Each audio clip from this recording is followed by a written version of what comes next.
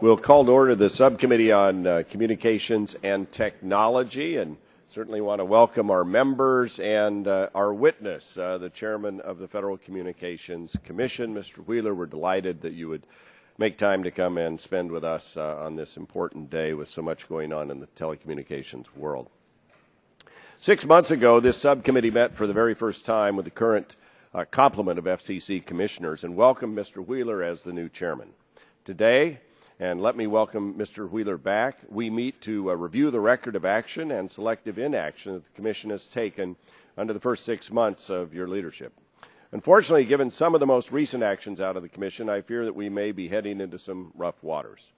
When we last met, I offered two pieces of advice to Chairman Wheeler and his colleagues. First, I urged them to heed the words of Congress where it has spoken and reject calls to act in ways contrary to congressional intent.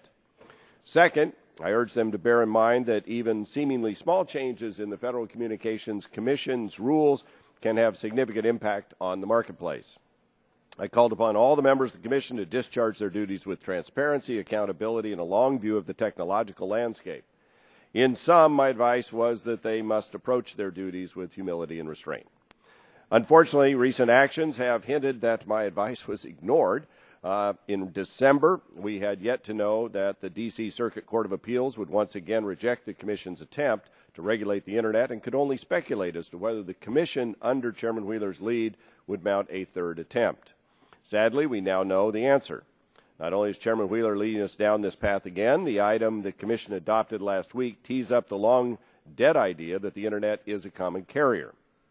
This reinvigorated willingness to consider regulating the Internet under Title II of the Communications Act, rules that find their roots in the 19th century railroad regulation and were designed to regulate the world of a telephone monopoly.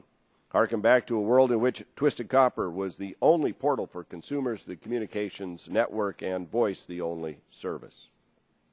The modern communications landscape bears no resemblance to the world Title II was meant to regulate, and application of Title II to the Internet is at best a poor fit. Worse still, the practical consequences of reclassification are to give the bureaucrats at the FCC the authority to second-guess business decisions and to regulate every possible aspect of the Internet. We should all pause and consider the prospect of the FCC as a rate-setting authority over Internet access and what that means for innovation in the telephone network of yesteryear. We should also be aware that this path opens a door for states to regulate the Internet. Contrary to any intended effect, the reclassification of broadband service under Title II will harm consumers, halt job creation, curtail innovation, and stifle investment.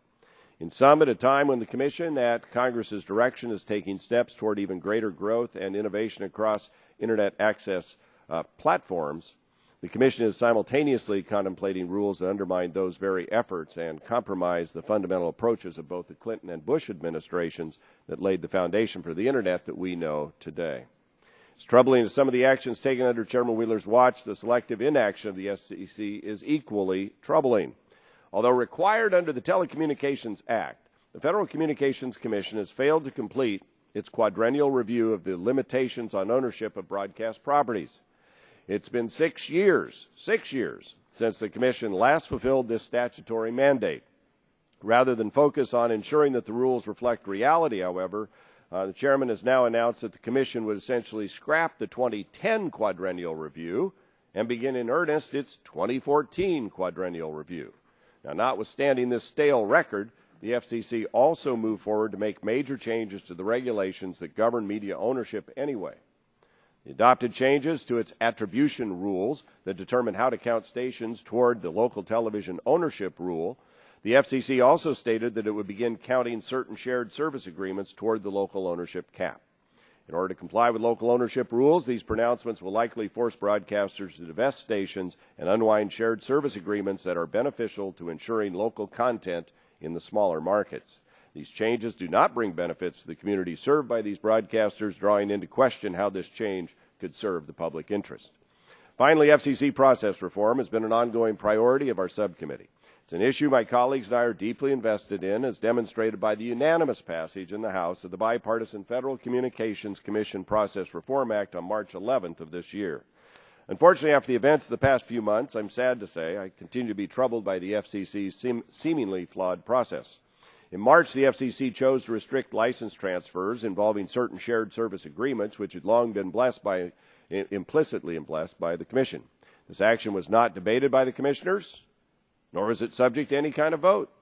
Rather, it was announced by the chief of the Media Bureau as a fait accompli.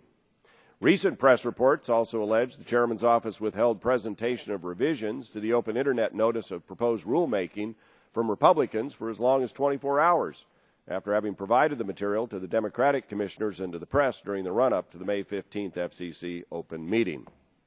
The concern raised by these reports is only compounded by revelations that a substantially revised draft of another item scheduled for vote at the open meeting was not presented to other offices until the closing minutes of the evening before. According to Commissioner Pai's dissent from the Commission's mobile spectrum holdings item, his office received the revised item fewer than 12 hours before the open meeting, and the item contained more than 3,000 revisions. So I find myself channeling Commissioner Rosenworcel, who said of the open Internet NPRM that the, quote, process that got us this rulemaking today is flawed, quote, close quote. The committee has opined in the past that withholding of a revised draft item from other members of the Commission until the 11th hour precludes the scrutiny and analysis necessary for reasoned decision-making. It's my hope that these occurrences were anomalies. Perhaps Chairman Wheeler will want to commit today to providing his fellow commissioners with adequate and equal time to review proposed orders and rules. The transformative impact of the evolution of technology from analog to digital, from narrowband to broadband, has forever altered our lives. The evolution continues, and the Commission has before it the issues I just mentioned and many more, all significant in their impacts on our lives and the economy. Stated in your written testimony, you're eager to build on the progress of the last 6 months going forward, and I hope working together we can move forward in a direction that protects the success this critical sector of the economy has enjoyed and facilitates its continued growth and job creation unencumbered by regulatory overreach. With that, I yield back, and I recognize my friend and colleague from California, Ms. Eshoo, the ranking member of the subcommittee, for her opening statement. Thank you, Mr. Chairman, and good morning to all of my colleagues, and welcome back to the committee, Chairman Wheeler. Before we do a deep dive into the specifics of the Chairman's proposal, as well as so many other major issues that are before the FCC, I think that it would be well for us to step back and appreciate what I believe is one of the most consequential inventions in human history. This was dreamed of and built by disruptors. It's an American story. It's a product of American genius, the Internet. One word, but it really takes one's breath away in terms of the arc of history. It's not only an invention, it has reshaped lives, economies here and around the world, and our thinking and our debate today really should be viewed, I think, through the prism of a critical step that we're taking now in the 21st century. The Internet is a continuum of change. It's accessible, it's open, and its innovations continue. They empower individuals, entire fields of learning, growing not only our economy, but economies around the world, and serving humanity in countless ways. All of this has taken place, and here we are in the second decade of the 21st century. So this is huge. This is huge. This is not what is behind door number 1, door number 2, door number 3, where the price is right. This is not some guessing game. This is huge. This is something, these decisions are going to affect every single American going forward, just as it has in the past, and it will continue to. So all of us, regulators, innovators, consumers, legislators, we have to get this right. The stakes are very high, and America cannot lose. It's been our leadership that has advanced the digital age. And now is not the time, and actually, I don't think there should be ever a time, to unravel the values that have really been the hallmarks and the bulwark of the Internet. So the question is, how do we seize the future? At least in my view, that's what the question is. I know what I want to see continue: openness, free, accessible. These are also the hallmarks of our democracy. And that's why this has been such an extraordinary export of our country. I know what I don't want. I don't want this to become an auction selling off the best in bits and pieces, where some pay for faster lanes, others can't pay. They get stuck in a slow lane. Some giant company blocking content and others discriminating so that they can sell their stuff to keep the other guy's stuff stymied. That's not a very pretty description, but it's a street description of what can be at hand. I want every day to be essentially the 4th of July for American innovation, so that it just keeps bursting. It just keeps bursting. And I see it every day in my congressional district. Looking forward 10 years, 25 years, 50 years, I want this to continue, and we should all be thinking on a grand scale, because this growth and this economic driver should be for everyone. We need smart, savvy regulations, regulatory decisions. We need a Congress that's engaged in this and a Congress that's vigilant, and I plan to be. So what should the FCC do? I think in all the articles you read, there's a debate. Should it be 706 or should it be Title II? I think that we have to have a clear-eyed understanding of what has made the Internet what it is today and what basic values need to be protected and preserved, and then what that is going to look like. And there's more on top of all of this.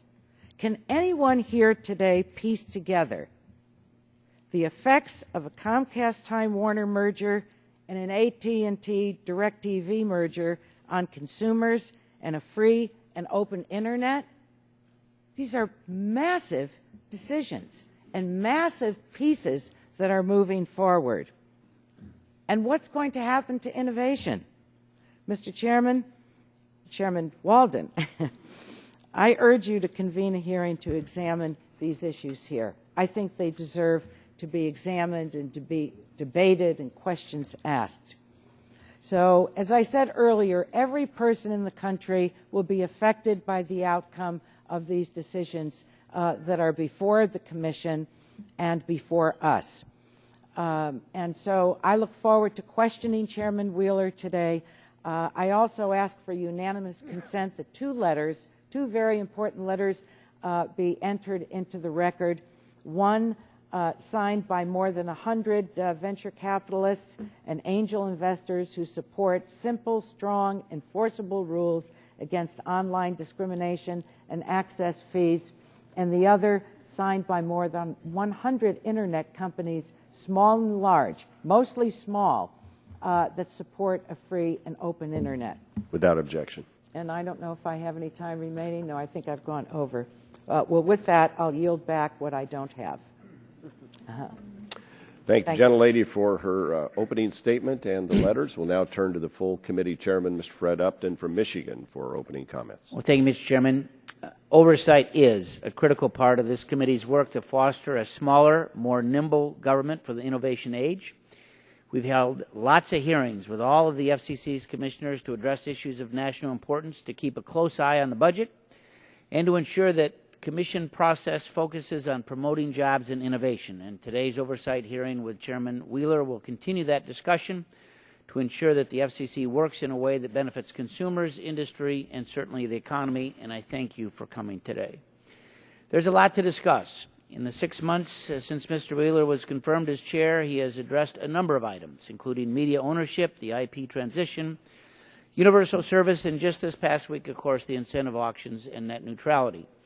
While I appreciate the Chairman's leadership on some of these, I have serious concerns with some others. As an initial matter, Chairman Wheeler started off his chairmanship with a review of FCC procedure, an issue that this subcommittee has spent lots of time working to reform in a bipartisan manner.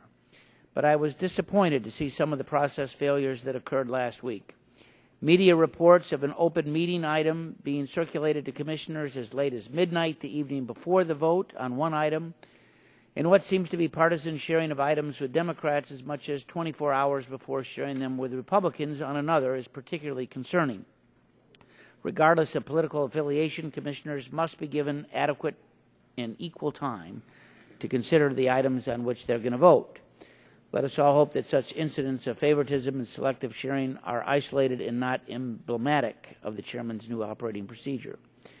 Additionally, I continue to be concerned with the Commission's ongoing defiance of its statutory obligations to complete the 2010 quadrennial review of media ownership rules.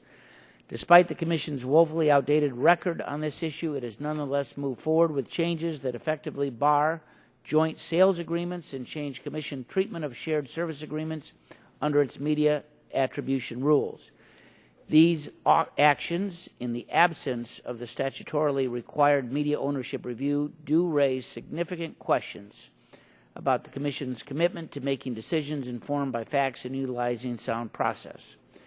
And lastly, I am troubled by the Chairman's insistence on attempting to regulate the Internet under rules that were informed by 19th century railroad regs and adopted to regulate the monopoly telephone network of the past. The Internet has indeed flourished under the current light touch regulatory scheme, and subjecting it to burdensome regs is a leap in the wrong direction. Title II is inappropriate for the Internet, and attempting to reclassify it would be harmful to consumers, businesses, and the future of the Internet as we know it. Nobody wants telephone service to look like it did in 1984, and we certainly shouldn't wish for our Internet access to return to that rotary phone era either. The communications sector is vital to our national economy, and Commission action on even small items can have broad impact. Thank Chairman Wheeler for being here today. Look forward to working together toward a bipartisan, measured, transparent, and responsible actions that do benefit consumers, job creation, and our economy. And I'll yield my balance of my time to be split between Mr. Latta and Mr. Barton. Well, thank you, Chairman, for yielding, and Chairman Walden, I appreciate you holding this hearing today, and welcome Chairman Wheeler. Thanks for being here. The communications and technology industry is heralded as a vibrant, dynamic, and productive sector of our economy. This is not by accident. As networks and services transition to IP-based platforms, they've had the flexibility to grow, advance, and evolve in large part because they have not been subjected to the stifling hand of legacy government regulation. We pursued a light-touch regulatory approach to the Internet ecosystem because we've seen time and again that it serves as a catalyst for increased investment, innovation, job creation, and competition. As we look forward to develop policies that would further this growth, we'd be remiss to overlook the significance of how regulatory restraint has been fundamental component of the industry's success. That's why I'm concerned with some of the proposals emerging from the FCC, particularly in consideration of reclassifying broadband Internet access service as telecommunications service under Title II of the Communications Act. This policy would be an extreme exercise of government overreach and likely result in failed websites, downgraded, and poor customer service, less choice, and flexibility for consumers, businesses, and stifling of innovation through regulation. Unwarranted attempts to manufacture and shape markets' outcomes, propose solutions in search of problems, or impose antiquated regulations will frustrate future progress and innovation.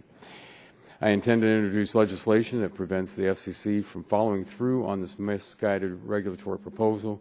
Mr. Chairman, with that, I yield back the balance of my time. And I yield to Mr. Barton. My time. We just welcome Chairman Wheeler, and the question before the committee today is, are we soon going to be calling him Mr. Wheeler Dealer? But with that, I'll put my statement in the record, and in the interest of time, yield back to the Chairman. Thank the Chairman. Gentleman yields back. Now turn to the gentleman from California, Mr. Waxman, for opening comments. Thank you, Mr. Chairman, and I want to welcome back Chairman Wheeler. The Federal Communications Commission had an historic week last week You are tackling some of the most complex and pressing issues in the communications sector today. In 2012, Congress gave the FCC a big job: create the world's first incentive auction to ensure that beachfront low-band spectrum is put to its highest economic value. And you established the ground rules for this crucial auction last week. You had a hard job because you needed to balance four potentially conflicting objectives. One, maximizing the amount of spectrum made available for auction. Two, promote competition. Three, create bands of unlicensed spectrum to spur innovation. And four, raise money. It appears you hit this one out of the ballpark. I particularly want to commend you for your work to advance unlicensed spectrum. Your plan will create 3 channels of beachfront unlicensed spectrum throughout the nation. The vision of new super Wi-Fi can now become a reality. I also want to commend you for promoting competition by reserving spectrum for competitive carriers. It would be an enormous setback for innovation and consumers if the incentive auction turns the wireless market into a duopoly dominated by Verizon and AT&T. This auction is the best and possibly the last chance the FCC has to invigorate competition. I would have preferred if you reserved even more spectrum for competitive carriers, but I recognize the pressures you are under and your need to secure 3 votes. By the way, you may hear arguments today from Republicans on this committee that you lack the authority to promote competition. These claims are nonsense and contradict the express language of the statute. Last week, you also launched the FCC's 3rd attempt in 8 years to protect the open Internet. You didn't hit this one out of the park, but you didn't need to either. You made a wise decision to solicit comment on a wide range of options. As I wrote you, the time has come to end the legal gymnastics and stop the lobbying games being played by the big broadband providers. In 2010, Verizon, AT&T, and Comcast pled with the FCC not to use its undisputed authority under Title II of the Communications Act. And then, after FCC did what they wanted, Verizon sued the agency for lacking authority when the FCC agreed with the company. This time, you need a different approach. You should use your Title II authority as a backstop authority to protect the open Internet. If you want to proceed under Section 706 as your main legal theory, that's fine. But you shouldn't water down the open Internet rules to fit Section 706. Instead, you should get the substance right and invoke Title II as an independent basis of authority. The FCC has already lost 2 rulings in court over the open Internet. You don't have to choose between weak rules and a weak legal case. You can issue strong rules and have a strong legal case if you use a belt and suspenders approach to the next rulemaking. I look forward to exploring this issue with you further in the question period. In the meantime, I want to yield the balance of my time to my friend and colleague, Congresswoman Matsui. Thank you very much, Ranking Member Waxman, for yielding me time, and welcome, Chairman Wheeler. The FCC certainly has a lot on its plate. The Commission is considering net neutrality rules, rules on the broadcast incentive auction, the AWS-3 auction, USF, and E-rate reforms, and 2 very significant mergers. I'm confident the FCC will be able to demonstrate that it can walk and chew gum at the same time. This subcommittee should also do its part. For one, I join in calling for the chairman to hold oversight hearings on the 2 proposed mergers between Comcast and Time Warner, and on AT&T and DirecTV. Both are some of the largest mergers in our nation's telecommunications history. Americans, including many in my district of Sacramento, are seeing the trends towards consolidation, content and peering deals, and how they hear phrases like paid prioritization and wondering what is going on. What does all this mean for them, for competition, and for the economy? It has been encouraging that so many Americans are speaking up in support of protecting an open Internet. I was one who thought the FCC should have taken more time to deliberate on what net neutrality rules the Commission should propose. But we are where we are. The proposal has certainly improved over the last few weeks. It is still far from perfect. I support a ban on paid prioritization deals. We can't afford a two-tiered Internet system. I look forward to hearing from you today, and I yield back the balance of my time. Gentlelady yields back the balance of her time. And with that, you've heard from us, or at least a few of us up here, Mr. Chairman. And now we're delighted to have you here, and we look forward to your opening statement and comments. And thank you again for the work you're doing. Go ahead. Thank you, Mr. Chairman, and members of the committee. As you've pointed out, it's been about 6 months since we last sat down, and what I wanted to do was to highlight some of the things that we have done in that period, and then engage in a dialogue with you with whatever topics that you would like to address. As has been evidenced by a lot of these comments up here, one of the principal responsibilities of the Commission is dealing with the spectrum crunch. And we have taken a significant step forward in terms of getting more spectrum out to the market. We had the H-Block auction, which raised $1.5 billion for 10 megahertz of spectrum. We have opened a new 100 megahertz swath in the 5 gigahertz band, which is already being referred to as gigabit Wi-Fi because of the incredible throughput that it enables.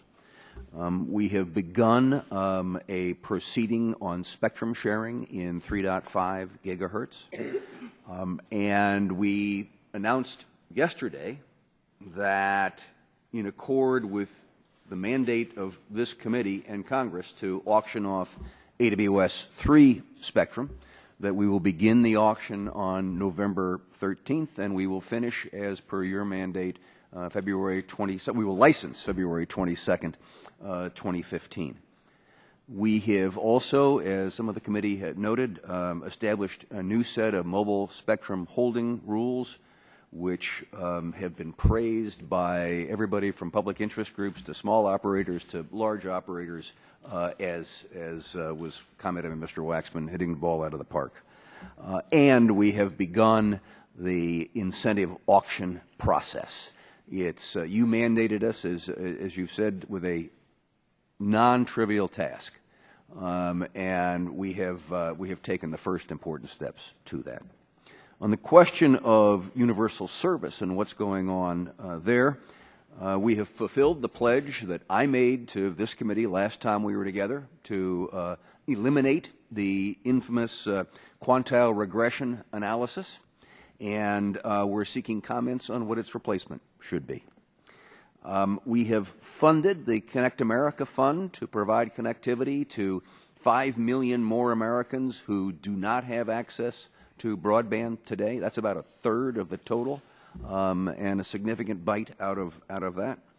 And we're seeking input on multiple additional issues. A throughput standard, should we, as technology increases and bandwidth increases, do we need to think about higher bandwidth that is supported by the Connect America Fund? How do we best deal with the mobile component of broadband delivery in Connect America? And how best to support broadband for rate of return carriers. Those are all proceedings that we have underway. We have made some significant strides also in the area of public safety. We took a good chunk out of the FirstNet $7.5 billion with the H-band auction.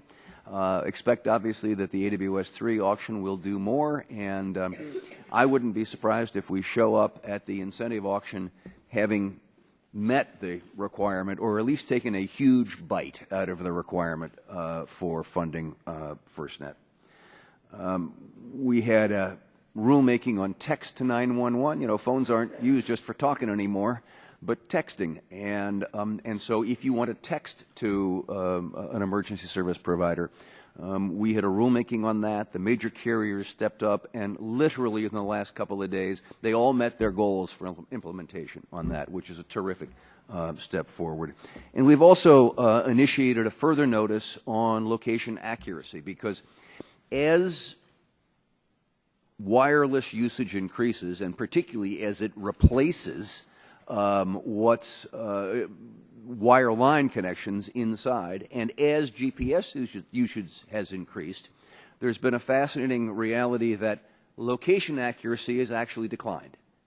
And we've got a notice going on how do we address that, because that's literally a matter of life and death. As you mentioned, we began the 2014 quadrennial review on media issues with an expedited delivery date. We closed a loophole that was being exploited to get around the ownership rules using joint services agreement. And we brought competition back to the retransmission consent negotiations. We have also continued to press on the reform issues that so many of you and I share in common as being important. Last time we were together, I told you we stood up a task force to deal with this. That task force came back with 154 recommendations. About 3/4 of those are now well along their way to being in process. They kind of break into two parts. There are procedural issues that you might associate with the Administrative Procedure Act and things like this, and there's also just how do you make the agency more efficient. And last week, as many have discussed, we opened a notice of proposed rulemaking on preserving and protecting the open Internet. It's important to recognize that there are no protections for an open Internet in place today. The January court decision affirmed the Commission's authority under Section 706 to deal with the open Internet and identified what I call a roadmap for how to achieve that. And what I have proposed is a method that follows that roadmap. I understand that there is a great debate on this issue. I heard the debate here this morning between those who say there is no need and those who say it ought to be a regulated utility. What we have tried to do is to follow the court's direction, the roadmap, the blueprint, and to come up with a proposal that stops blocking, that prohibits anything that degrades a consumer's access, including prioritization, that asks a broader question about prioritization as to whether it should be banned outright, and if so, how, and then engages in the discussion that we've heard already this morning about Title II versus 706 and collecting a broad scope of learned information on that. I've consistently said that there is only one Internet. There's not a fast Internet and a slow Internet. There's not special services Internet and non. There is one Internet. And when the consumer buys access to the Internet, they are buying access to the full Internet. And that's what our rules attempt to protect. This has become a debate among legal approaches, about legal approaches. It's a healthy debate. It's a debate that our notice of proposed rulemaking furthers with multiple requests for input. But my position has been similar to that of the Consumer Federation of America. And that is that we ought to explore the powers that are granted in the 96 Act, specifically Section 706, keep asking how Title II fits in, but develop a regulatory policy that looks forward, not backward. Because what we need is a regulatory plan for the 21st century. And I look forward to discussing that with you, Mr. Chairman, and members of the committee. Mr. Wheeler, Chairman, thank you for being here. We appreciate your work and your willingness to come and spend some time with us and respond to our questions. I want to pick up on the Middle Class Tax Relief Act, which, as you know, was designed to create a forum where broadcasters could volunteer their spectrum up for auction for mobile broadband use. Never been done quite like proposed, and you've got, we all knew that going in, but it seemed like a good balance. The critical term in all of this was that the broadcasters would volunteer to put their spectrum up. They wouldn't be forced into it. That was the agreement. Yet many of the actions that we've seen coming out of the Commission would lead some to believe that the FCC might be bullying broadcasters into giving up spectrum without providing hard data and clear models, so that the broadcasters can thoroughly and thoughtfully deliberate and choose to participate or not in this first-of-the-kind auction. Let me tell you what I'm thinking here. For example, the joint sales agreements that are now outlawed. These agreements essentially offer broadcasters a viable business model in small markets that would otherwise suffer from lack of service. You're considering increasing the attribution value of UHF stations such that more broadcasters could end up in violation of the national cap under the broadcast ownership rule. And the FCC has failed to process broadcasters' petitions for allocation changes from VHF to UHF, even though the petitions were filed prior to the Middle Class Tax Relief Act. And finally, you're seeking to use a modified version of OET 69. I'm hearing about this to repack broadcasters. This will likely result in reduced coverage for broadcasters that choose to stay in the business, making the business itself less viable. So the very people you're trying to incent to put spectrum up so that it'll be available for auction, I think are concerned about where the Commission's headed in a number of areas. Can you explain to me how these actions will actually encourage broadcasters to participate in this auction? Thank you, Mr. Chairman. You know, I think the goal here that we have been trying to follow is not to discourage or to encourage, but to follow through with our responsibilities. And that means enforcing and updating our Do you think rules. any of these, though, do you think any of the things I've just cited encourage broadcasters to participate more? If you don't have broadcasters showing up with spectrum. So as I said, Mr. Chairman, I don't think that we have an important, as you said, an important and historic role. This is an incentive auction. I'm aware of that, yeah. What we have tried to do in the Mobile Spectrum Holdings Rule, for instance, is to encourage broadcasters, wireless carriers to buy, which creates the incentive. The interesting thing, there was a report by one of the Wall Street analysts last week who said, we expect the greatest risk to this auction, broadcasters not showing up, just dropped. Because the fact that AT&T suggested that they're ready to bid between $9 and $18 billion for 20 to 40 megahertz, this analyst said should send positive signals to broadcasters. So our goal is to create this marketplace, and we're not trying to take regulatory action in unrelated areas that would have. But you are taking lots of regulatory actions, and it does have an effect on the marketplace. I mean, those two are.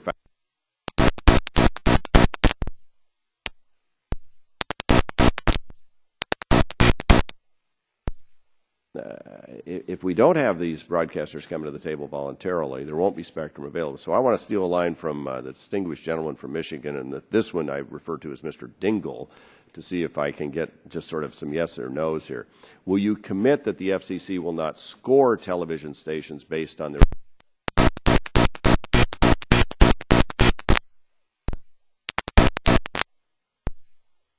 will you, or that's a yes, actually, that you will commit that you will not score it.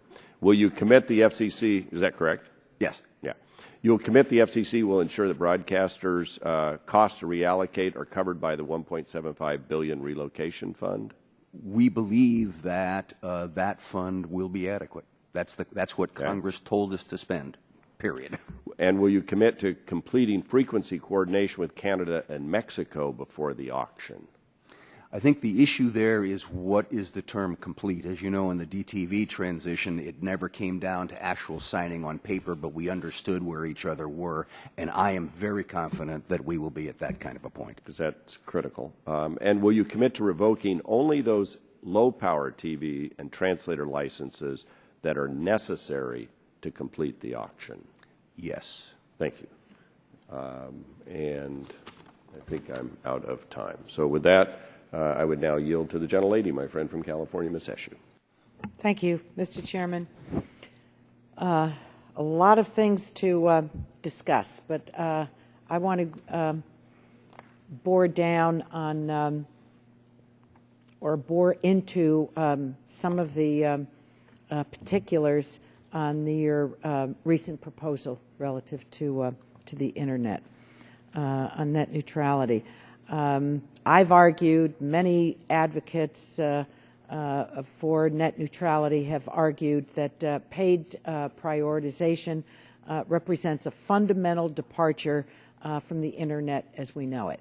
I'm just kind of restating what is obvious, but I think that when you have hundreds of thousands of people communicating from across the country to you on it, that it is that it's important to raise. Now, as a policy, not as a legal question, do you think that paid prioritization should be blocked outright? So I have said, Congresswoman, that I don't believe there ought to be haves and have-nots. Okay? No. Just answer my question. Just tell me. Do you think that it should be blocked outright? We have asked that question in the rulemaking, and what I have said is that I believe that under Section 706, anything that is anti-competitive or anti-consumer is competitively unreasonable and therefore can and should be blocked. And that becomes the trigger for how you deal with paid prioritization. Yeah. Now, what happens... On the question per se that you asked, we've specifically asked how and whether. Now, what happens if the FCC determines that there's no outright, no way to outright create an outright ban on these paid agreements under 706? Where does that leave you? Where does that leave the country? So when the court gave us our instructions, they talked about what they call the virtuous cycle.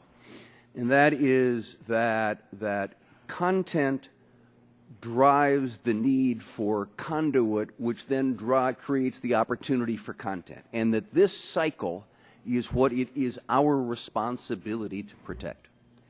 And that's what 706 authorizes us to protect.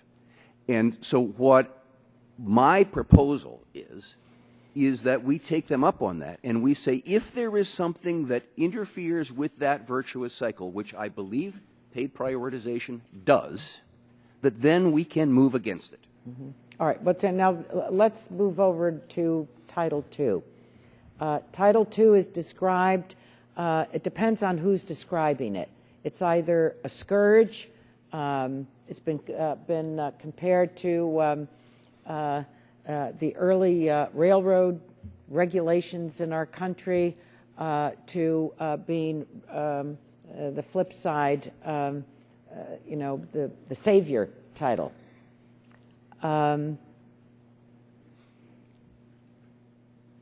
I talked about in my opening statement about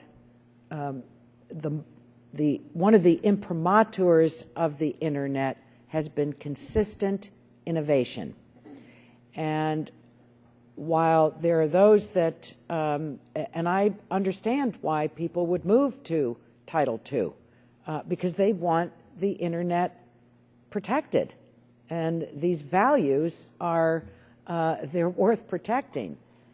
But I also believe that there is room for, in Title II, for heavy-handed regulation. And I don't think that, well, let me put it this way. I think that we need a light but strengthful legal touch in this, because the values are so essential. And people across the country and in the world, I mean, I'm hearing from people from different parts of the world as well, are calling for these protections. How would you envision, how would you handle constraint under Title II? Well, in terms of being the chief regulator. So Have you given thought to this? Pardon me? Have you given thought to this? Yes, ma'am. Okay. And as you know, as some people say, share it with me. As you know, Title II there is nothing in Title II that prohibits paid prioritization. As a matter of fact, we have all kinds of paid prioritization You're worrying me by bringing that up first, but anyway, go ahead. So the question, no, because it goes to your, I think the root question of yours, which is how do you forbear from that? Okay, and so it is possible to go through and say yes, we will not do this, we will not do this, we will not do this. In the wireless context, interestingly enough, Congress created wireless as a common carrier, but then specifically said, but this doesn't apply, and this doesn't apply, and this doesn't apply, and this doesn't apply. We can do that as a commission as well. It has been proposed that that's an approach to take. There are also those who throw up their hands in great concern over that because they say, okay, well, this commission may do this, but what about the next commission? And you can't bind a future commission by making those kinds of determinations. So what we have done in this NPRM is to ask the specific question about, here's Section 706, here's Title II, let's compare them and contrast them with each other and tell us what the pluses and minuses and the best ways to get through this are. And I think that leads us to the kind of answer that you're asking for today. Gentlelady's time's expired. We'll go now to the gentlelady from Tennessee, Ms. Blackburn, the Vice Chair of the full committee, for her questions. Thank you, Mr. Chairman. And Mr. Wheeler, we thank you for taking the time to come and be with us. You've got a feisty term going over there at the FCC, and in Tennessee we would say you're kicking up a little dust, and it's causing concern. Many of our content creators have a tremendous amount of concern about your approach, and many of our healthcare innovators who are looking at apps and telemedicine concepts and things of that nature are also expressing concern. And I think that probably your actions have inserted a good bit of uncertainty into the innovation sector that is looking at how we best utilize all things internet for quality of life and access, for economic development, for healthcare, for innovation. And I've got just a couple of simple questions for you. First of all, on cost-benefit analysis, and I thank you that last night your team sent a letter over to us on that question. But what concerned me was that in the letter you say that this is just a tool. Cost-benefit analysis is just one of many tools that would go into your decision, and your NPRM does not include an initial cost-benefit analysis. And your predecessor, Mr. Janikowski, in this committee came before us and assured us he was going to use this, and I'm actually going to read you his statement that he gave to us. He said, during my tenure, I brought particular focus to this process, including by directing the early involvement of our chief economist in the analytical process of rulemaking, and by having FCC staff consult with the staff of the Office of Information and Regulatory Affairs on best practices in conducting cost-benefit analysis. And I think that it is an incredibly important component of this to look at what the cost of net neutrality rules would be to the consumer and also to industry. So I want to know from you, are you going to give us a commitment right now that you will conduct a thorough and extensive cost-benefit analysis of the actual cost to the consumer and to industry on these rules? Thank you, Ms. Blackburn. I agree that cost-benefit analysis are crucial to decision-making. And in this rulemaking, we specifically ask what are the costs of one approach or another, and what are the benefits one or another, so that we can collect that information and have that kind of analysis. I agree with the importance of cost-benefit analysis. Okay. Let me ask you this also. You know, the Commission's funding really comes from those that are regulated by the FCC, but we have some that are not. They're impacted by this, but they are not regulated and paying those fees. So in the net neutrality context, for example, companies like Google and Netflix want the FCC to act on their behalf and petition or visit the agency, if you will, in support of those efforts, but they free ride because they are not paying the fees and bearing that part of the regulatory burden. So since they seem so ready and willing to rely on regulation to help them with their business models, how would you recommend that those entities share in the cost, pay their part of the cost of funding the agency? With all respect, that's above my pay grade.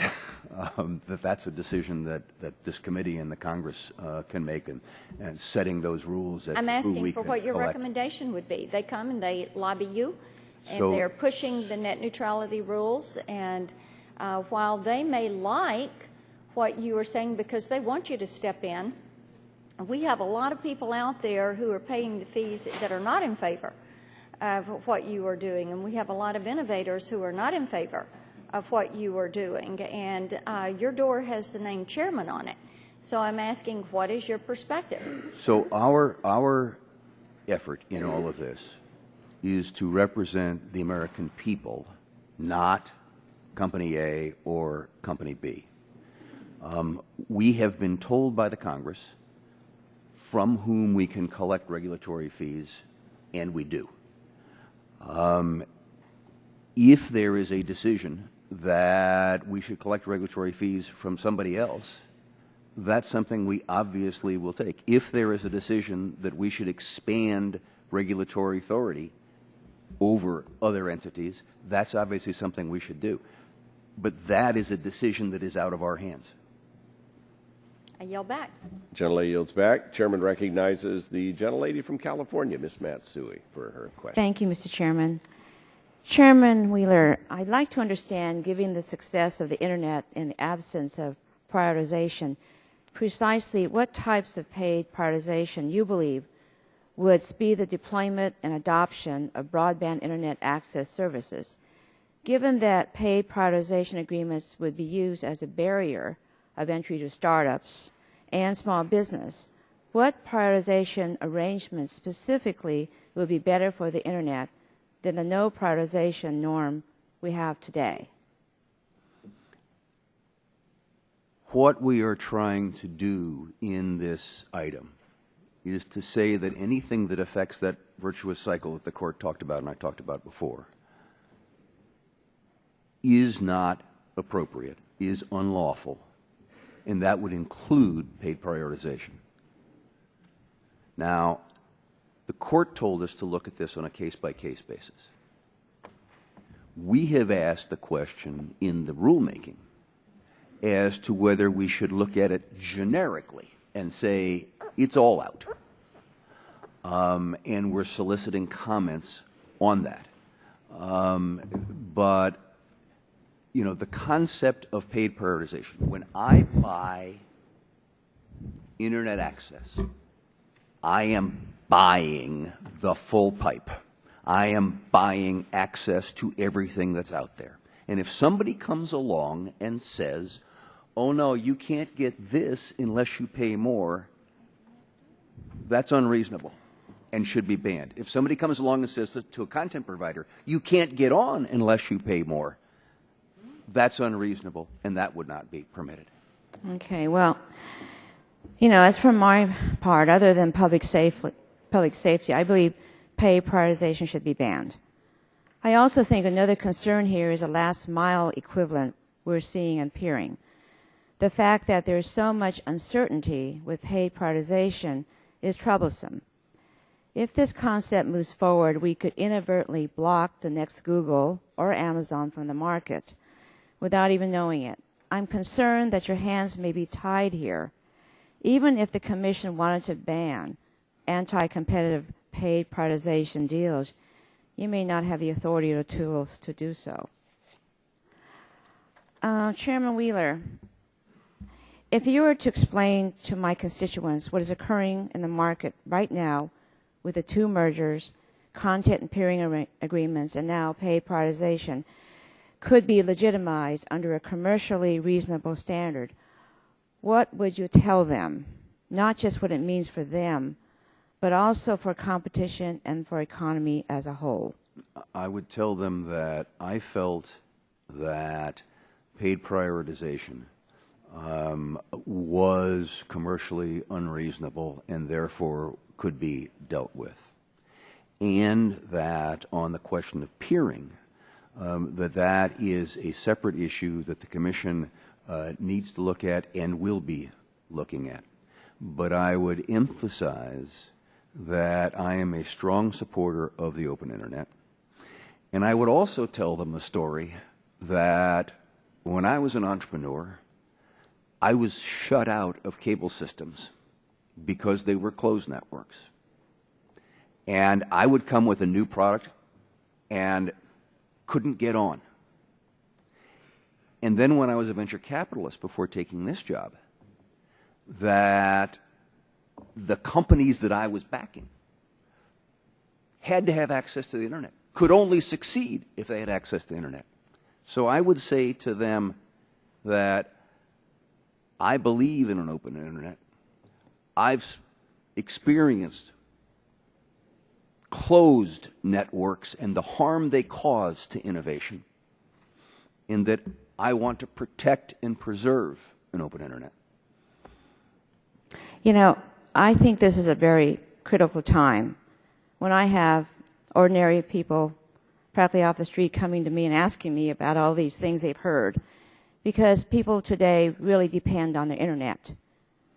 Ordinary citizens, the entrepreneurs who are concerned about this, and who else we may not know out there. So it is very concerning to all of us that there is a potential that we may have a situation where we won't have an open Internet.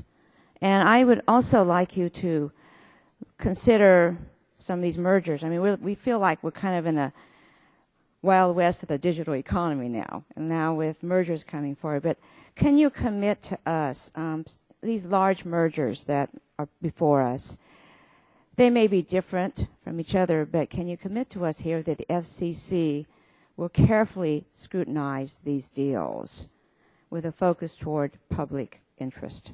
Without hesitation and with complete affirmation. Okay, thank you, Mr. Chairman. Chair now recognizes former chairman of the full committee, Mr. Barton, for his questions. Thank you, Mr. Chairman, and I want to echo the last question you asked Chairman Wheeler about low-power television. You and I are working on a bill, hopefully, to give them some protection. We understand under current law they don't have standing when they repackage, but we hope to give them some at least priority or some help if and when we do these repackaging of the spectrum. So I wanted to commend you for that last question. I've listened, Chairman Wheeler, to my friends on the Democratic side repeatedly talk about the open Internet and whether you should try to regulate it under Section 706 or Title II. I think you're asking a false question.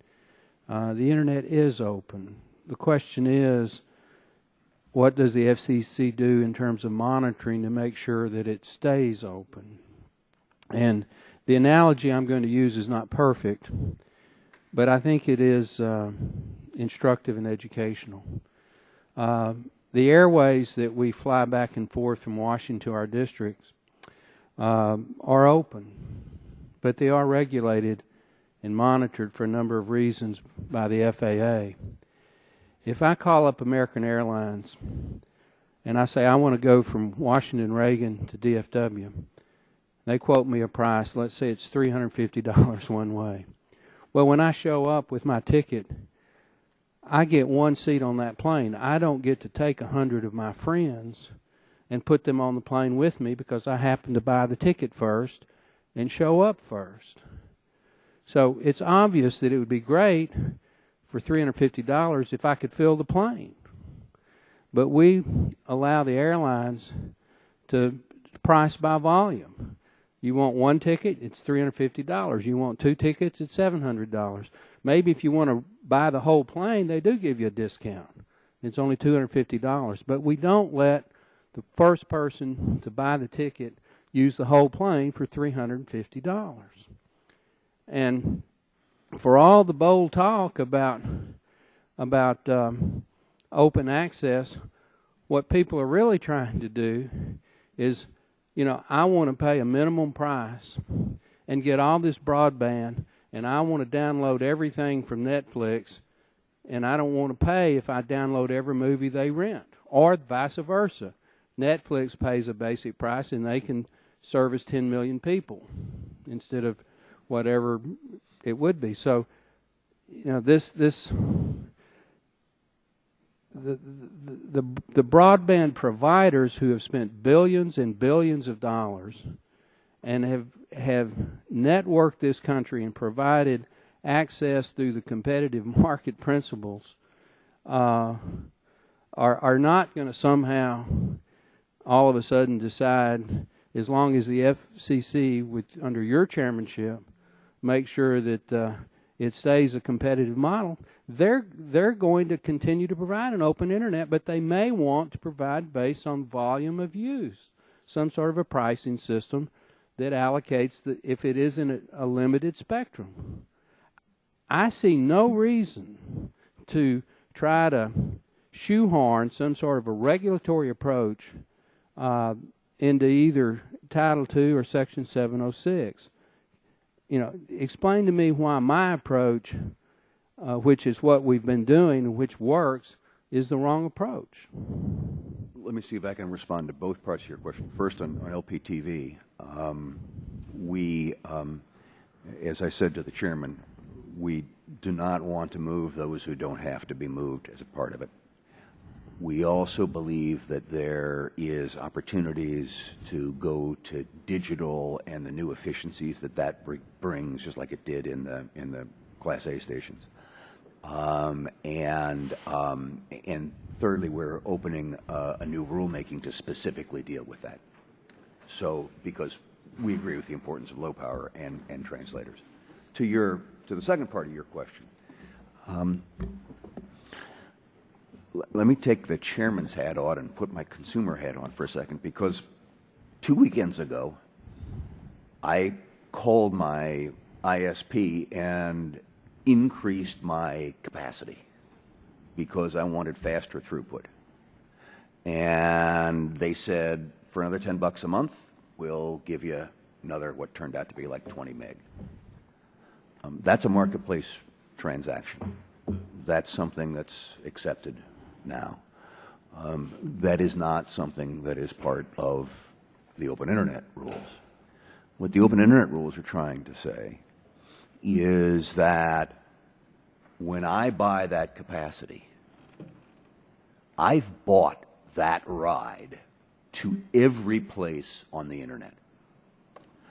That somebody can't turn around and say, oh, but you can't get that.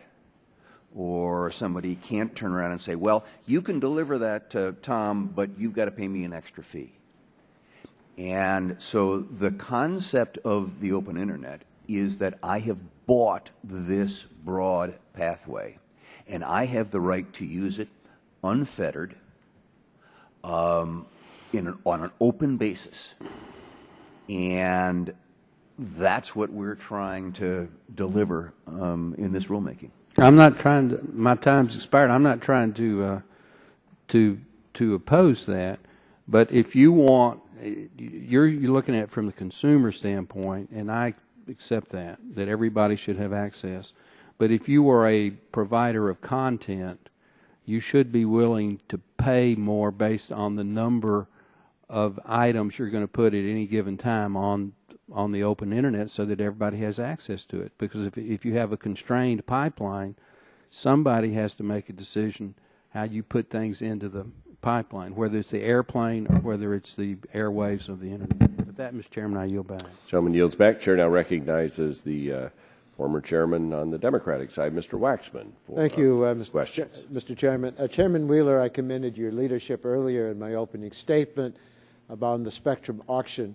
So I want to ask questions about a different subject, and that's net neutrality. Yes, sir. I commend you for tackling this issue and for seeking comment on a broad range of issues, but I have serious concerns about some proposals that have been discussed. You've said that there would be presumption against broadband providers like Verizon, AT&T, and Comcast entering into arrangements that give exclusive advantages to their affiliates. Is that right? Yes, sir. Okay. What I don't understand is why this presumption against exclusive arrangements would be limited to affiliates. Suppose Netflix entered into an exclusive arrangement with AT&T or Comcast for faster speeds for its videos that block competitors like Amazon Prime from getting similar service. I think that would be a serious threat to competition and an open internet, yet your proposal does not create a presumption against these exclusive arrangements. Why would you allow any exclusive arrangement that guarantees some content providers faster speeds than competitors can access? Thank you, Mr. Waxman. This goes to back to this virtuous cycle that the court talked about. You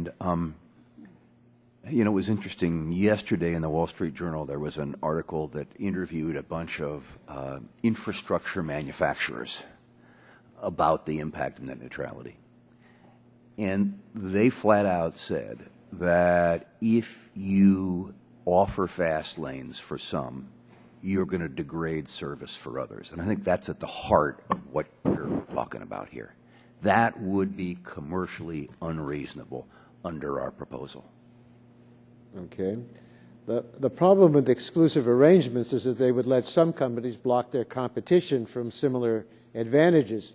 In markets where there is no or only limited choices of broadband providers, that would stifle openness and competition. I just want to say to you that I'm opposed to any form of paid prioritization.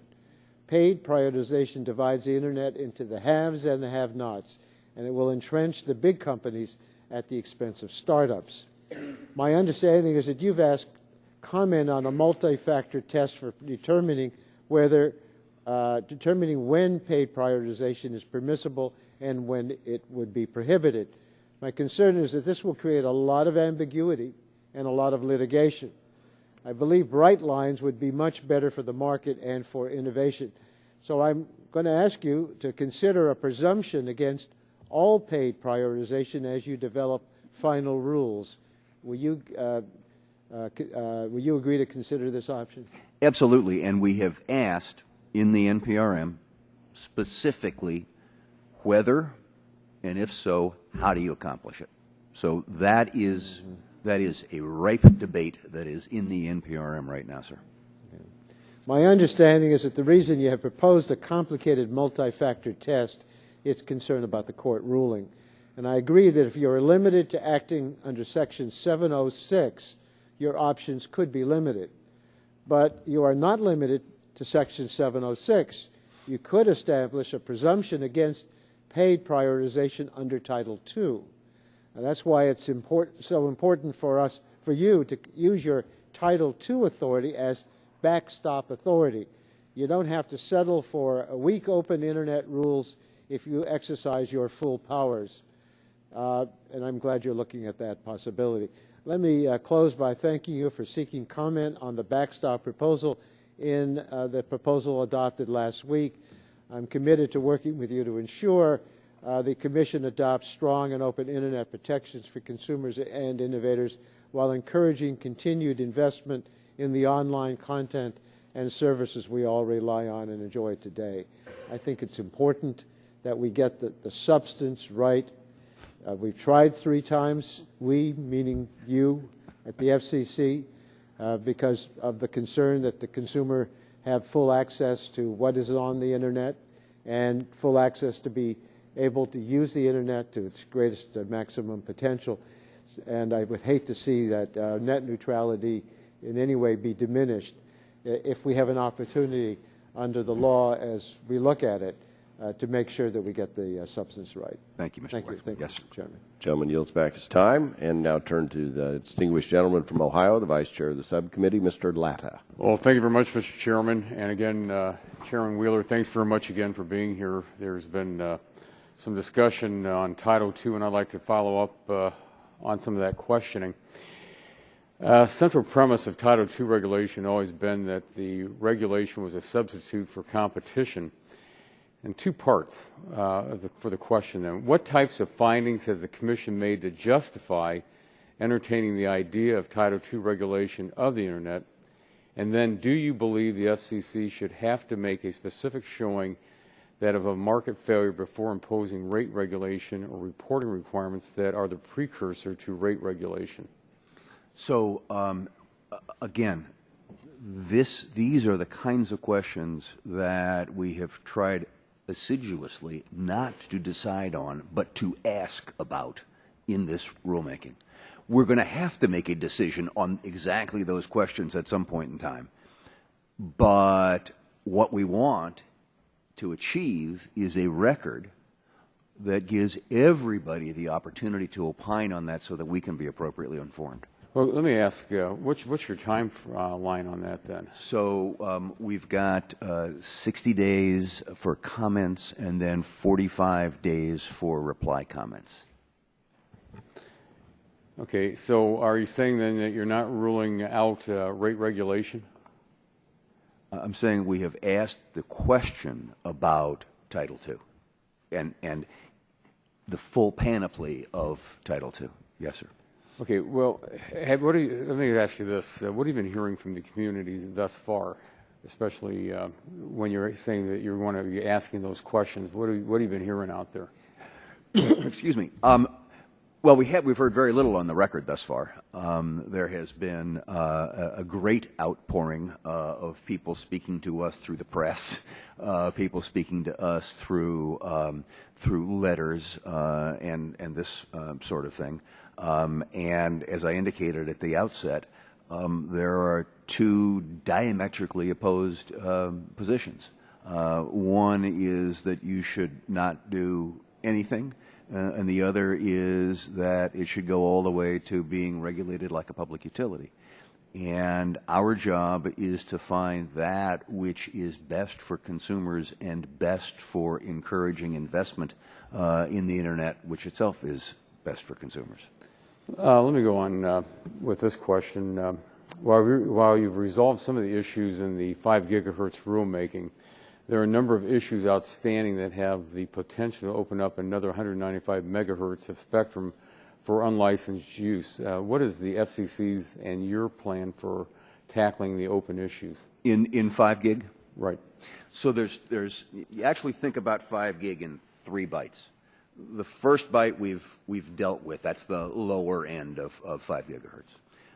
In the middle component of 5 gigahertz, there are lots of national defense kinds of activities, radar and this sort of thing. And the question is, how can you work out sharing arrangements there? And we're working with those parties. On the upper end is where you have spectrum that has been identified for intelligent traffic, ITFS kinds of activities. And that is based around an 802.11 standard. There are strong feelings about the need to protect that. I believe that it's possible to work together to meet both sets of needs since it's based around a common 802.11 standard. Yeah, in my remaining time, let me ask this last question. The FCC's 2011 Universal Service Transformation Order requires phone companies to set minimum prices that they can charge their consumers if the provider wants to continue receiving the same amount of funds from the USF program to support the high costs of their business. So as a result, many of our rural consumers, a lot that I represented out there, will see the rate floor go from $14 to about $20.46. And while the Communications Act requires rural rates to be reasonably comparable to rates in urban areas as affordable, reasonably comparable does not necessarily mean that the rural rate should be exactly the same as the urban rate, when the rural customer might be able to call only a few thousand people locally, while an urban can call many times more than that. And then should the rate be the same in the rural areas where the average income is significantly lower, then it might in fact not be as affordable. The rate floor continues to be a concern for many of our telecommunications providers in my district and others servicing rural America. While I understand that the FCC has agreed to phase in the increase at $2 per year and propose that start date until, or postpone that start date until after 2015, can you explain why the FCC interprets the reasonably comparable rates to mean exactly the same rates between urban and rural areas, considering the smaller population in the rural calling areas, and the fact that it was what is affordable in the largest urban areas is not what is also affordable to the consumers in the rural? Thank you. I'm glad you asked that question. It's an important question. So as you stated, we're supposed to make sure that things are reasonably comparable. The reason for that is to make sure that the subsidies that some Americans are paying to deliver service to other Americans don't end up being subsidies that some Americans are paying to reduce the bills of other Americans, but to overcome the high cost of getting to them.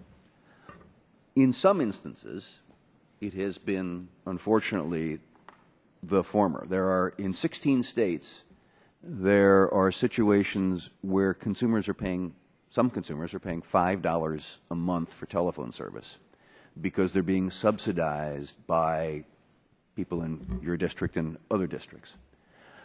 We need to get our arms around that. So what we've done is to say, okay, step one is goes into effect January 15. And then what we're going to do is, and that can't be more than $2, by the way. And then what we're going to do is go back out with another survey that hits the kind of granularity you were talking about in terms of service and including long distance and all these kinds of things, so that we have a better understanding of exactly what comparable means, and then look at that issue again. Thank you, Mr. Chairman. My time's expired, and I yield back. Gentleman yields back. Chair now recognizes the Chairman Emeritus of the Committee, the gentleman from Michigan, Mr. Dingell. Mr. Chairman, I thank you for your courtesy, and I commend you for holding this hearing.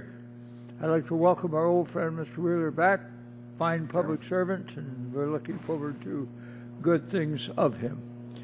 Mr. Chairman, at last week's open meeting, the Commission adopted a number of big-ticket items, including a new net neutrality NPRM and draft rules for the upcoming incentive auction of broadcaster spectrum.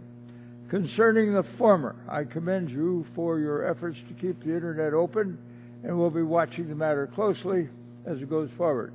It's my hope the Commission will work with this committee to ensure that any final action it takes to conform to its statutory authority, especially concerning Title II reclassification. Now, with respect to the incentive auction, I'm interested in what the committee intends to do about treating broadcasters fairly. My questions will require a simple yes or no answer. Yes, sir. Mr. Chairman, I'd like to begin with a parochial matter.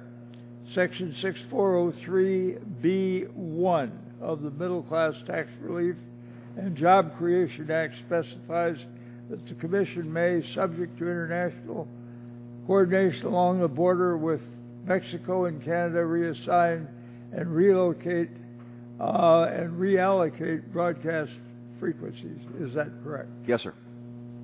Now, Chairman Wheeler, in the Commission's July 2, 2013 response to my letter of inquiry about the reverse auction, Gary Epstein, head of the Commission's Incentive Auction Task Force, stated the following: the language used in Section 6403B1 of the action is, quote, identical to that used by the Commission in describing its handling of the earlier DTV transition, in which the Commission adopted our proposed allotments for these stations, subject to our continuing negotiations with Canada, notwithstanding the broadcaster's request to the contrary.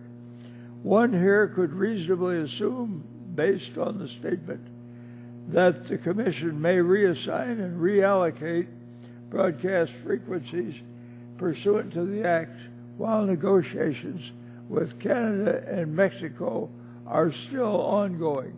Is that correct? Yes, sir.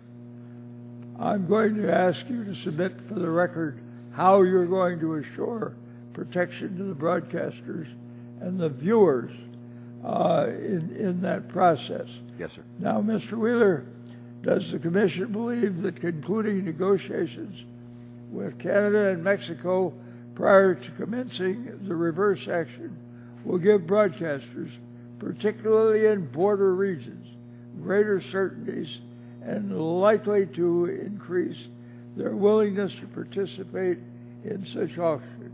Yes or no? Yes, sir. Now, Mr. Wheeler, does the Commission expect to conclude negotiations with Canada and Mexico prior to commencing the reverse action next year? Yes or no? The expectation is, it is the goal.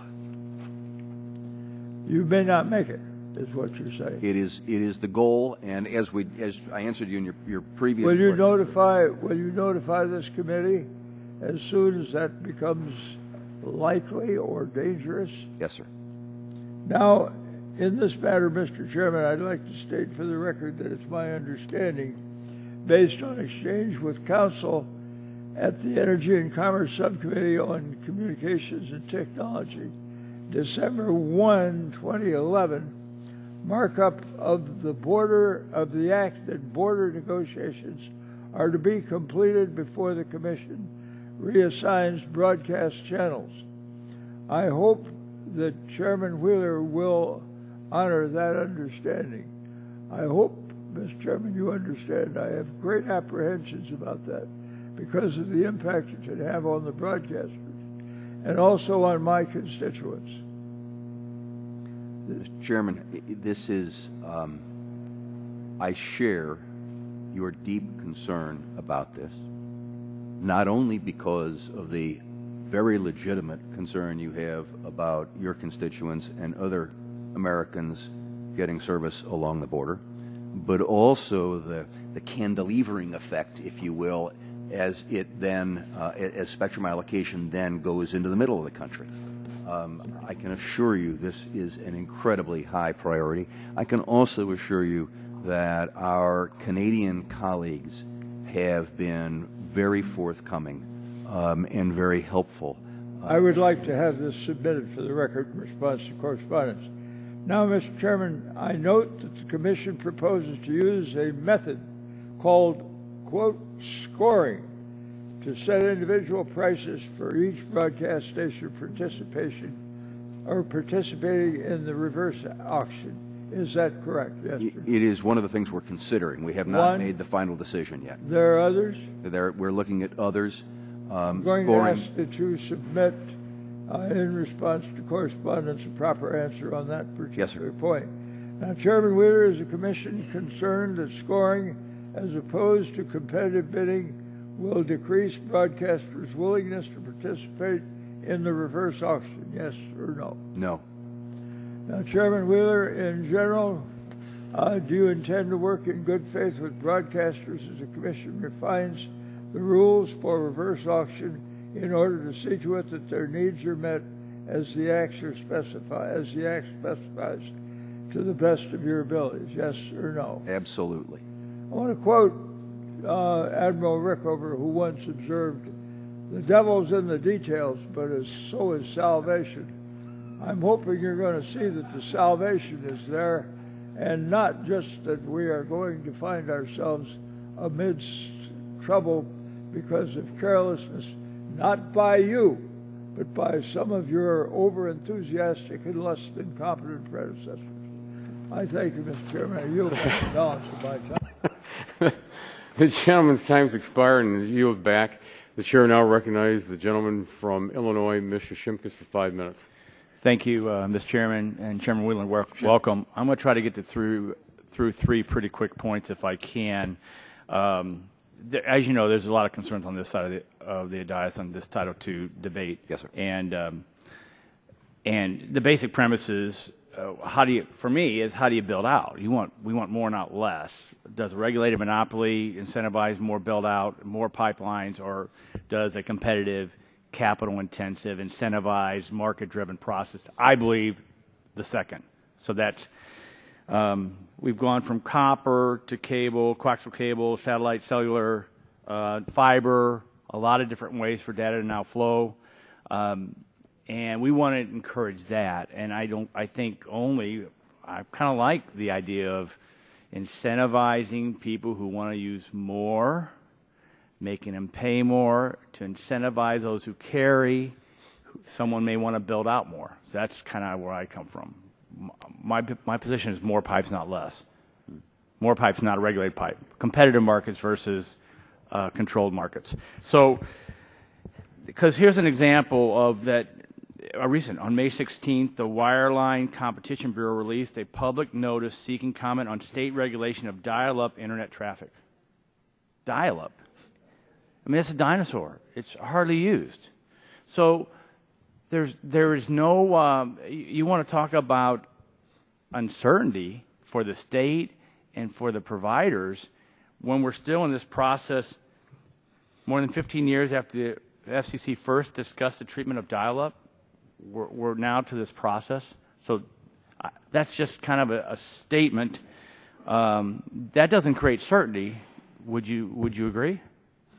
Well, what we're trying to do, Mr. Shimkus, is to create an environment that assures consumers and those who rely on the internet that there is openness, while at the same point in time encouraging investment. But let's just go back. I get that, but this is dial-up.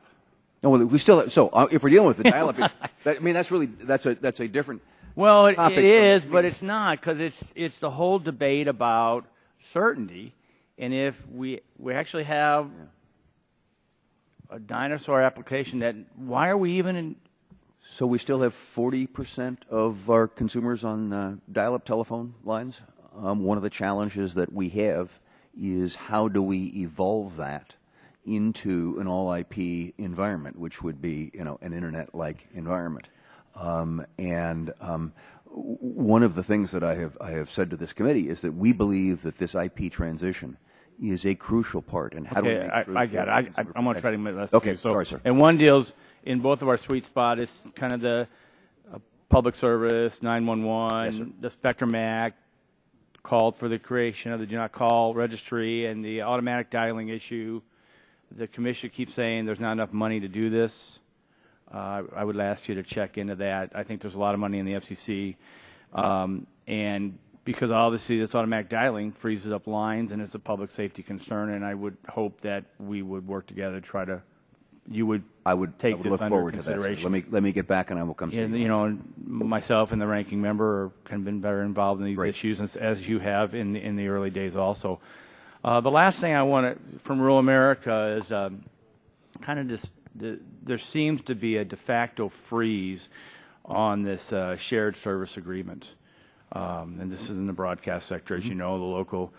When you represent a third of the state of Illinois, as I do now, 33 counties, these shared agreements are now helping to provide, and we've got real-world cases, better local service to the local folks than less.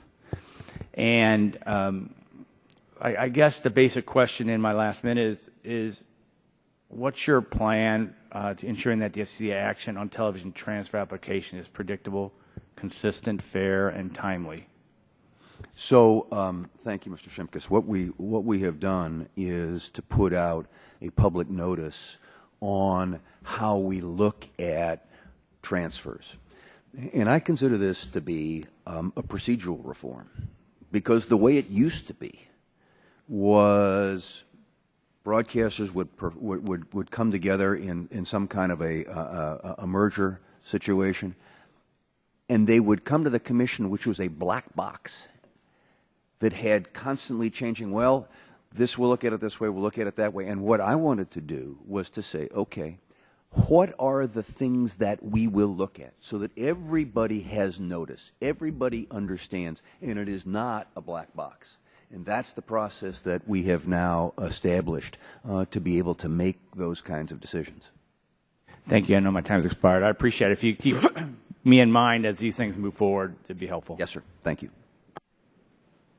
Chair now recognizes the gentlelady from Colorado, Ms. Faget, for 5 minutes. Thank you, Mr. Chairman. I want to follow up, Chairman Wheeler, on this discussion about the Open Internet NPRM.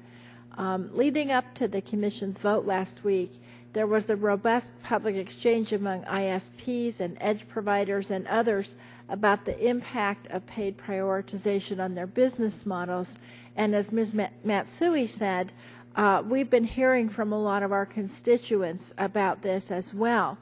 Now, you talked very briefly about, a few minutes ago, about what the FCC is doing in its review process to look at the effect of paid prioritization on consumers' broadband bills. Wondering if you can comment about what you think the proposed open internet rules will have on access to new and innovative content online, because that's one reason why we're concerned about these proposed rules. It should be encouragement of new and innovative programming because of the fact that it assures that they will be able to reach the consumer unfettered and without having to pay special fees. And what impact do you think that the rules will have on average broadband speeds, network investments, and overall quality of service? That's a terrific question. Thank you. I'm glad you asked it. You know, one of the fascinating things is that 2010, when the open internet rules were first proposed, since then there has been hundreds of millions of dollars of broadband investment made. So the rules don't seem to have a chilling effect. And speeds have been doing this, going up. This is what the court was talking about when they talk about this virtuous cycle. Because everything in the internet ecosystem, everything adds to everything else. So what do you think that the new rules, what effect will they have on these issues? I believe. You just talked about what's been happening. Yeah, we believe that the rules that we have designed will continue to encourage investment in broadband, continue to encourage increases in throughput, and as a result continue to encourage innovation from edge providers. And so are you saying also then average broadband speeds will increase? Yes, ma'am. And overall quality of service will increase? Yes, ma'am. They need right. Okay. One last thing no one has raised yet is the issue of industry consolidation. And this year we've seen two major merger proposals in the telecom industry. Now, clearly the industry is going through a period of significant technological and economic change, and some folks think that consolidation is the best approach to this. So all things being equal, do you think industry consolidation is good or bad for the consumers? So I read the other day that we are probably in the last decade, the biggest year for telecom mergers. And what we're doing is opening a record on each of them, and we'll make that decision based on the record that is developed for each. So you don't have an opinion at this point? I would not want to prejudge the record. Okay. And as you know, Congress has recognized the importance and unique character of the telecommunications marketplace by giving the FCC the authority to review mergers under the public interest standard. Do you think the conditions the FCC placed on the Comcast-NBCU merger were effective at promoting the public interest? Oh, wow. That is something that a decision that my predecessor made. I know that it had impact. My goal is to look at the record that we presented before me and my colleagues and make a decision on those. Do you think it promoted the public interest, yes or no? I think that there were multiple things in it that promoted the public interest. And what other lessons do you take away from the Commission's previous attempts to promote the public interest by placing conditions on mergers as you go forward? That it is an important role that the Commission has. You know, there's a lot of discussion as to why should there be any authority at the FCC to look at public interest obligations. I strongly believe that there is a big difference between the kind of statutory rigidity that the Justice Department is required to look at mergers with and the kind of broader public interest issues that you've raised that the statute asked the FCC to look at. So, Mr. Chairman, I just ask if you could supplement your testimony with some specific takeaways that this has given you. Great. Thank you very much. Thanks, Mr. Chairman. Gentlelady yields back. The chair now recognizes, I'm sorry, the chair recognizes. Gentleman, yield for you to say The chair recognizes the chairman. I just wanted to clarify one thing, make sure I heard Yes, it right. Did you say 40% of Americans are still using dial-up for Internet access? No, I'm talking about dial-up phone service writ large. All right. Because I was thinking it's more like 3%. No, dial-up phone service Thank writ you. large. And I thank the courtesy of the Thank you for clarifying that, sir. Thank you. Chair now recognizes the gentleman from Nebraska for 5 minutes, Mr. Terry. Thank you. Well, it's good to know that my 82-year-old father is in the 3%. That makes him very elite. I'm trying to talk him out of that, but that's a work in progress. We all remember those days when we were thrilled to get 56 kb, right? Yeah. So, switching gears just a little bit, I want to ask about quantile regression analysis progress, and I do think that you have probably captured its deficiencies better than anyone else has, and I appreciate that work. I was glad to see the Commission's follow-up by repealing the QRA formula. Yes, sir. So congratulations. I appreciate that. I'm curious on your thoughts of how it should be replaced, and if you could walk me through what factors are going to be used in any decision-making and timetables and process. I respect the question, but I can't really answer it right now because we're in the process of, there's several proposals, and we're in the process of looking at what the best components of each are. And I don't want to hip shoot here, but we do have proceedings underway to say, okay, what is it we replace QRA with? So if those, where are we within the process of those? I think that we're probably heading into something that you would see before fall. Before fall? Early fall. Okay. Football season. But, well, I don't want to get distracted. Well, so if you join the big do that when we play McNeese State, and I would appreciate yes, sir. that. For the rest of you, that was humor. Now, then let me go to a broadcast question, since we succinctly dealt with one I thought would take all of 5 minutes. The spectrum bill that was authorized in the incentive auction and passed through the committee was a bipartisan bill. Unfortunately, the order that recently removed the FCC was not bipartisan. And some commissioners, particularly Republicans, that stated that the order treats TV broadcasters that choose not to participate in the auction unfairly, and that has me concerned. Congress set aside the $1.75 to reimburse broadcasters forced to move part of the incentive auction or aim to fully recover their expenses. Why did the FCC not adopt the number as its repacking budget and ensure that broadcasters would not have to go out of pocket when forced the FCC to move? Thank you. Congress said $1.75 billion is the max that can be spent on repacking. We think that will be sufficient. There have been broadcasters who have expressed a concern that it might not be sufficient. So we have said, okay, we don't think that's going to happen, but we will put in place a process that will have a structure in place if and when that should happen. Sir, I don't expect that we're going to get there. All right.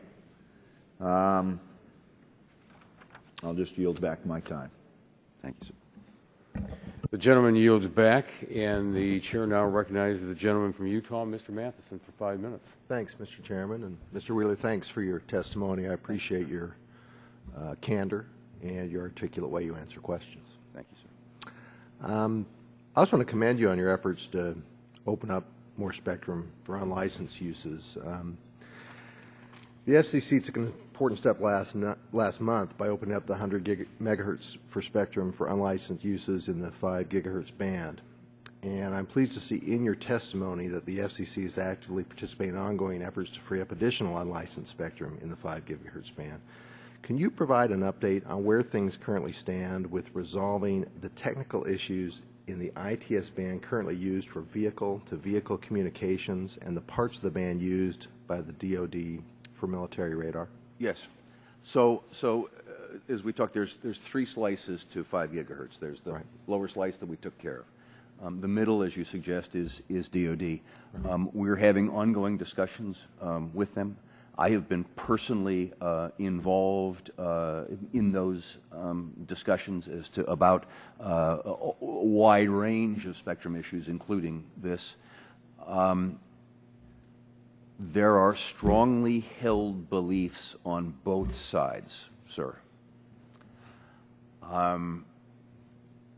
I continue to believe, however, that people of good faith can find answers if you sit at the table long enough, and that's the goal.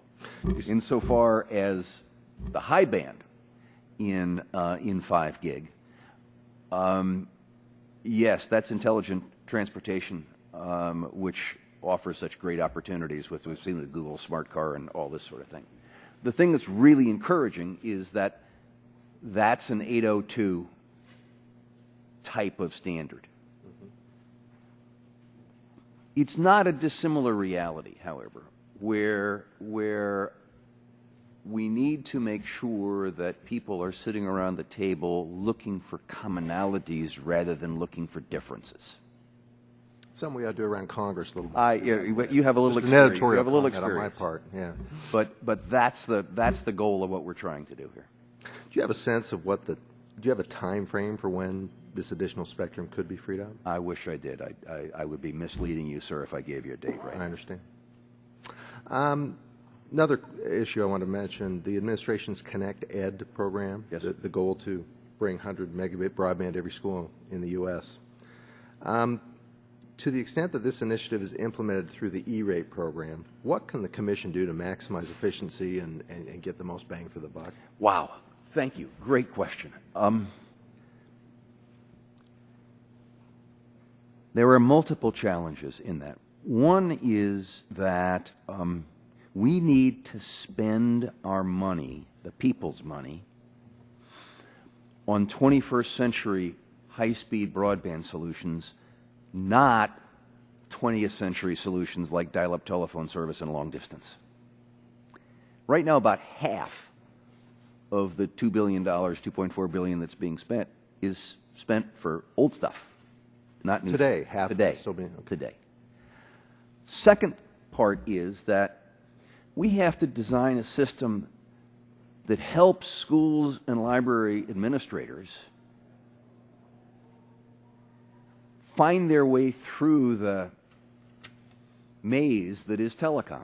I mean, we put them in those jobs to educate students, not to be telecom whizzes. So we're trying to develop a process that says, you know, here's what you ought to be paying. Here's what somebody next door is paying. Here's like situated, so that they can go in and understand where their bargaining position is. Right. We're going to be talking about being able to have longer contracts, because buying it on a monthly basis, as we all know, is the worst way to buy. So let's talk about several years. We're going to be encouraging consortia so that you can buy in bulk get better prices. And I just think that there are a myriad of things that we can do to get more efficiency out of the existing bucks, and we intend to do that. That's great. Does the FCC plan on using the National Broadband Map to identify fiber that is already in place in a given community so it could be leveraged toward these Connect Ed goals? Absolutely, and we've now taken over ownership of the broadband map, so yes, sir. Okay, appreciate that. I'll yield back, Mr. Chairman. Well, thank you very much. The gentleman yields back the balance of his time, and the chair now recognizes the gentleman from New Jersey, Mr. Lance, for 5 minutes. Thank you very much, and good afternoon to you. I believe that some of my colleagues on the other side of the aisle would prefer a Title II reclassification.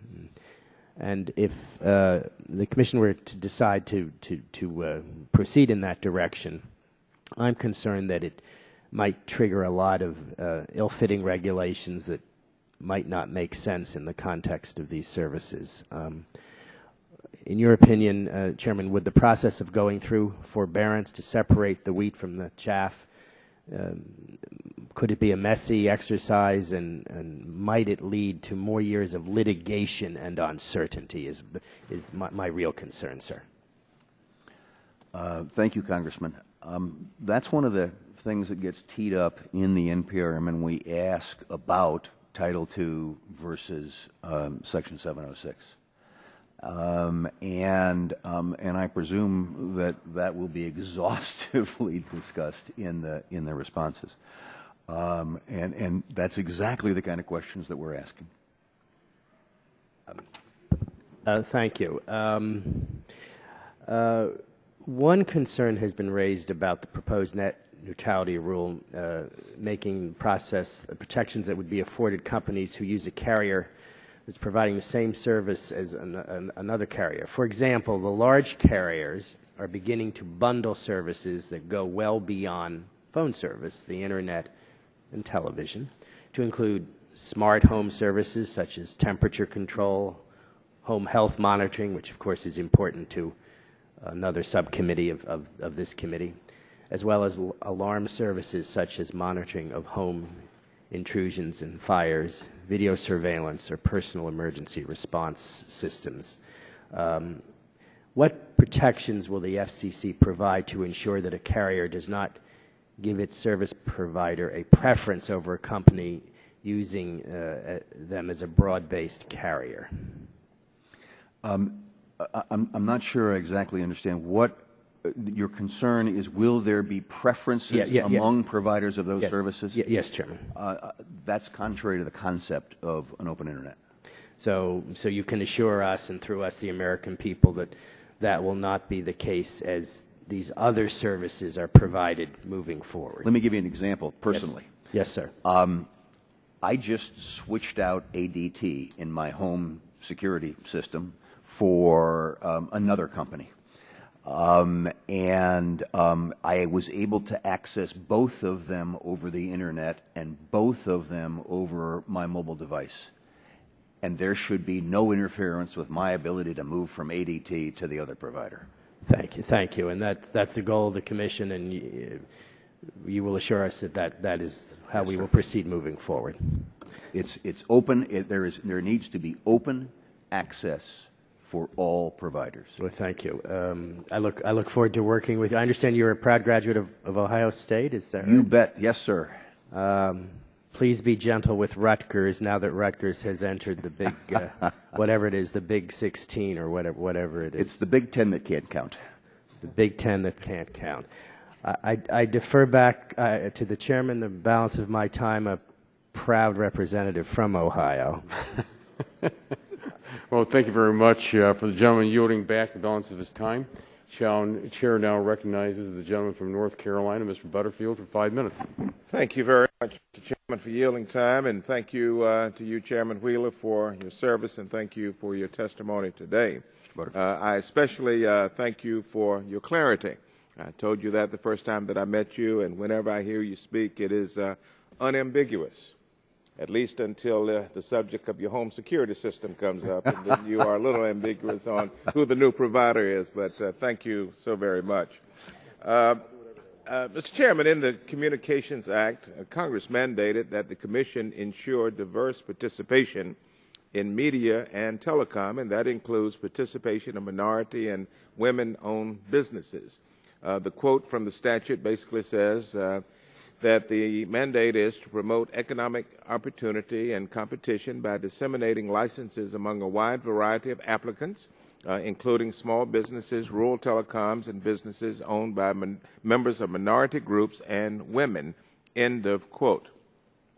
It seems to me that that the response of the Commission to judicial criticism of the FCC's inaction in this area and the lack of meaningful study and progress, as well as the low level of minority and women-owned participation in media and telecom licensing, that the Commission seems to me is not committed to these diversity goals.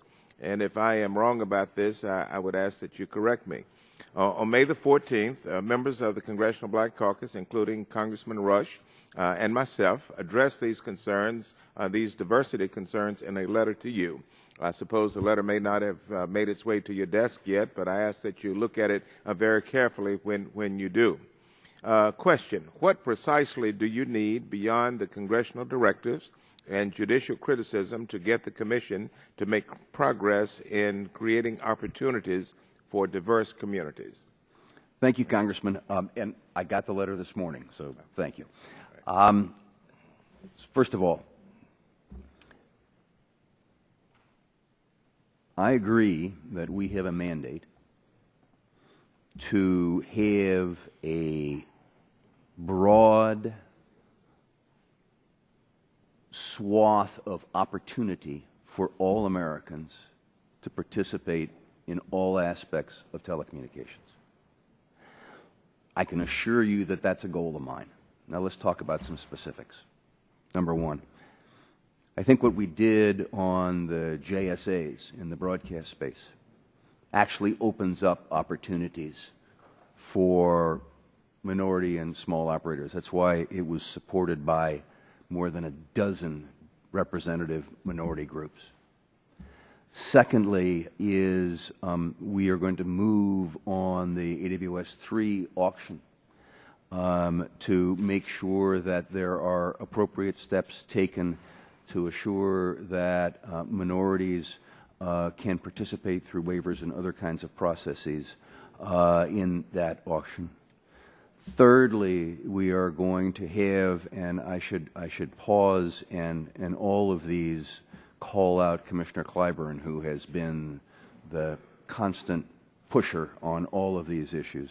There will be designated entity rules for the incentive auction that will create bidding credits for appropriate designated entities. And I very much take to heart, both as an institutional responsibility and as a personal responsibility, the language that you read. And so when the spectrum is auctioned, you are making a commitment that diversity will be an overriding concern of the Commission. So what we want to do is to make sure that there are opportunities for designated entities to get bidding credits so that, for instance, they can bid with 75-cent dollars against AT&T and Verizon's 100-cent dollars. All right. Let me get this last one in if I can, Mr. Chairman. In light of the demographic changes occurring in our country and the growing number of mergers in the communications industry, how is the Commission encouraging companies to partner with diverse businesses in the secondary market?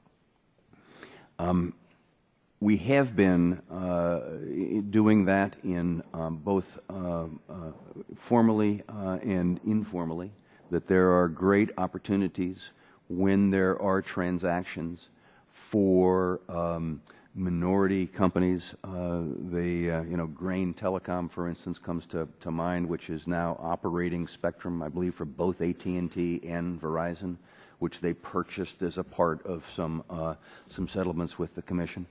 And those kind of opportunities are important and worthwhile.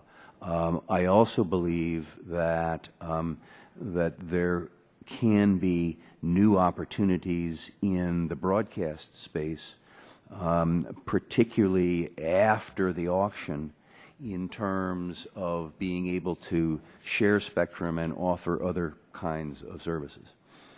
Thank you, Mr. Chairman. Thank you very much. The chair recognizes the gentleman from Kentucky, Mr. Guthrie. Hey, thank you, Mr. Chairman. Thank you for coming today. I know you had a busy week, so your time is appreciated. My colleague from California, Ms. Matsu, and I have spent a lot of time on spectrum issues, and we founded the Congressional Spectrum Caucus. Yes, sir. And a Thank goal you of for your looking leadership. with different ideas of how we can move forward on spectrum. And I appreciate the efforts that you've done to move the incentive auction forward. And I have a couple of questions about the guard bands and the 680 megahertz band. It appears to me that the band plan for spectrum cleared in the broadcast incentive auction carefully considered the importance of maximizing licensed spectrum and adhered to the technically reasonable standards set by Congress for creating a duplex gap. And I applaud the Commission for its work in this area, in this regard. Two questions. One, how do you foresee going forward with unlicensed spectrum in the duplex gap? As you know, it will be important for those who bid on adjacent licensed spectrum to have assurance there will not be interference. And are you confident the FCC will have technical guidelines to provide assurance to those who bid for licensed spectrum there will be no interference in the duplex gap from unlicensed? Yes, sir. I think you just the answer to both you just identified technical standards. And so, for instance, we're going to have technical standards proceeding for wireless mics and others who would be using the unlicensed spectrum. So, yes, sir. Okay, thank you. And we've been using social media to reach out to interested Americans, and we said we're here for representing the American people. And one came from Kelly on Facebook, and it's Kelly asked this question. Well, Kelly submitted through Facebook, username Kelly, who would like you to ask you the question about your plans for future spectrum policy. And can you give Kelly a brief answer to her question about what do you just broadly future spectrum policy? Overall. Thank you, Kelly. The answer is that they're not making it no more, and so what we have to do, I believe that we are today on the cusp of the new horizon on spectrum policy, with two things that we are doing. One is the incentive auction that you all created, because when you boil everything down, it ultimately comes to economics. Mm-hmm. And if you can address the other person's economics, you can probably go a long way to solving your economics issue. And that's what the auction does. The other component is spectrum sharing. And the days of here, this is all yours, you use it, are over. And fortunately, digital allows that kind of sharing. Think about going into a Starbucks and everybody is sharing that Wi-Fi spectrum. You put those two together, and that's, I think, the answer to Kelly's question as to where is spectrum policy going. And we're in the middle of making both of those work right now, which is why what we're doing is so terribly important. Yeah, I'll often use the metaphor, and it is a very simple metaphor compared to a complex physics in this, but we don't have special highways for ambulances or fire trucks. We get out of the way when they need to go down the highway. So sharing that's a kind of a simple way to look at a metaphor. There's something in one of your statements, and I'm putting my hat as a former state legislator. So I was a state senator in Kentucky before here, and there's been some concerns of places like Utah and Oregon where there's been municipal broadband deployed and the projects have failed in areas where there were competitive providers. And these projects have resulted in putting millions of dollars of taxpayer-funded municipal bonds, property taxes, sale and franchise taxes at risk. And I believe the iProvo was sold to Google for $1 and leaving city taxpayers on the hook for repayment of tens of millions of dollars. My understanding is 5 states or so have passed laws saying that cities can't do this because the states usually, I know in our area, if something happens to a city, the state's kind of on the hook for it as well. And I believe in your written testimony, you've said that you believe the FCC could do preemption in this area over the state law, and I just wondered if you'd clarify that. Yes, sir. And why you think Washington could have a better view of this than Frankfurt, for example, in Kentucky. So there are about 20 states that have put some kind of restrictions in place. And I see it through just exactly the opposite end of the telescope, with all due respect, that if the citizens of a community want to organize through their local government to bring competition in broadband provision. They should not be inhibited. Not be inhibited by their elected representatives. They should not be inhibited by the fact that the incumbents have been urging the adoption of legislation that would ban it. And if we believe in competition, we ought to let competition flourish.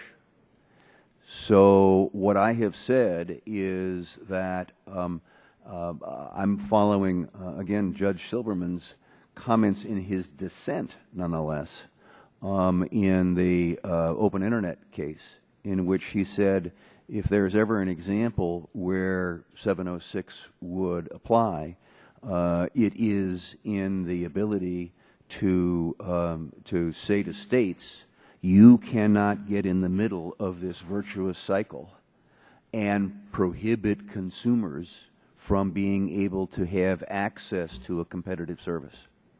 So your perception is state governments are doing that because of the incumbents or because they don't want to be on the hook for an iProvo type situation?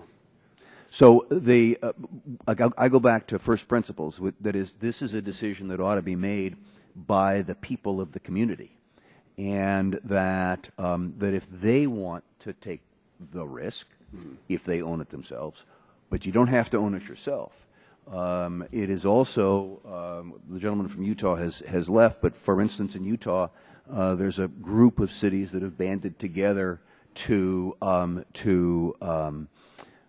solicit bids for somebody else to own that they would have a participation in.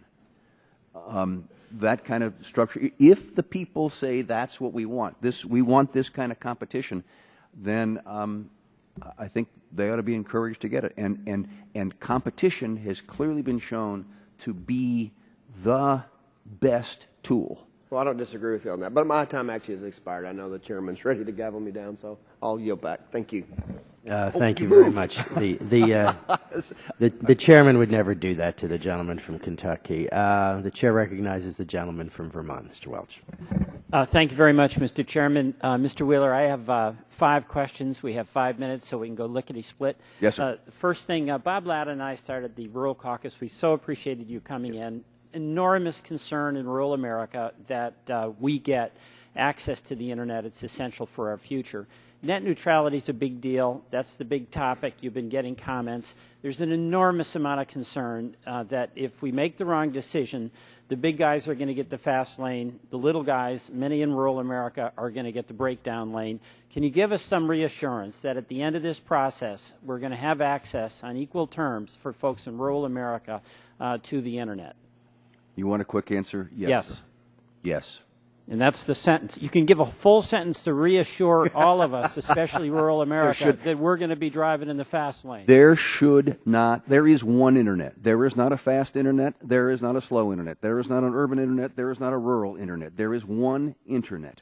Okay. Everybody ought to have open, equal access to the capacity delivered by the Internet. Okay, thank you. Now, getting the Internet. Rural America is spread out, and the investors want to put their money where they can make the money. We all understand that. That was true for electricity, but we've got to get that Internet out into rural America so we can be part of the modern economy.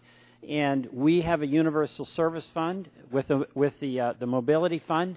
We need to have that, and I'm wondering if you could comment on the status of that and what we need to do to make sure that the funds are there to build out that broadband. Specifically on mobility, here's the interesting question that gets raised by mobility.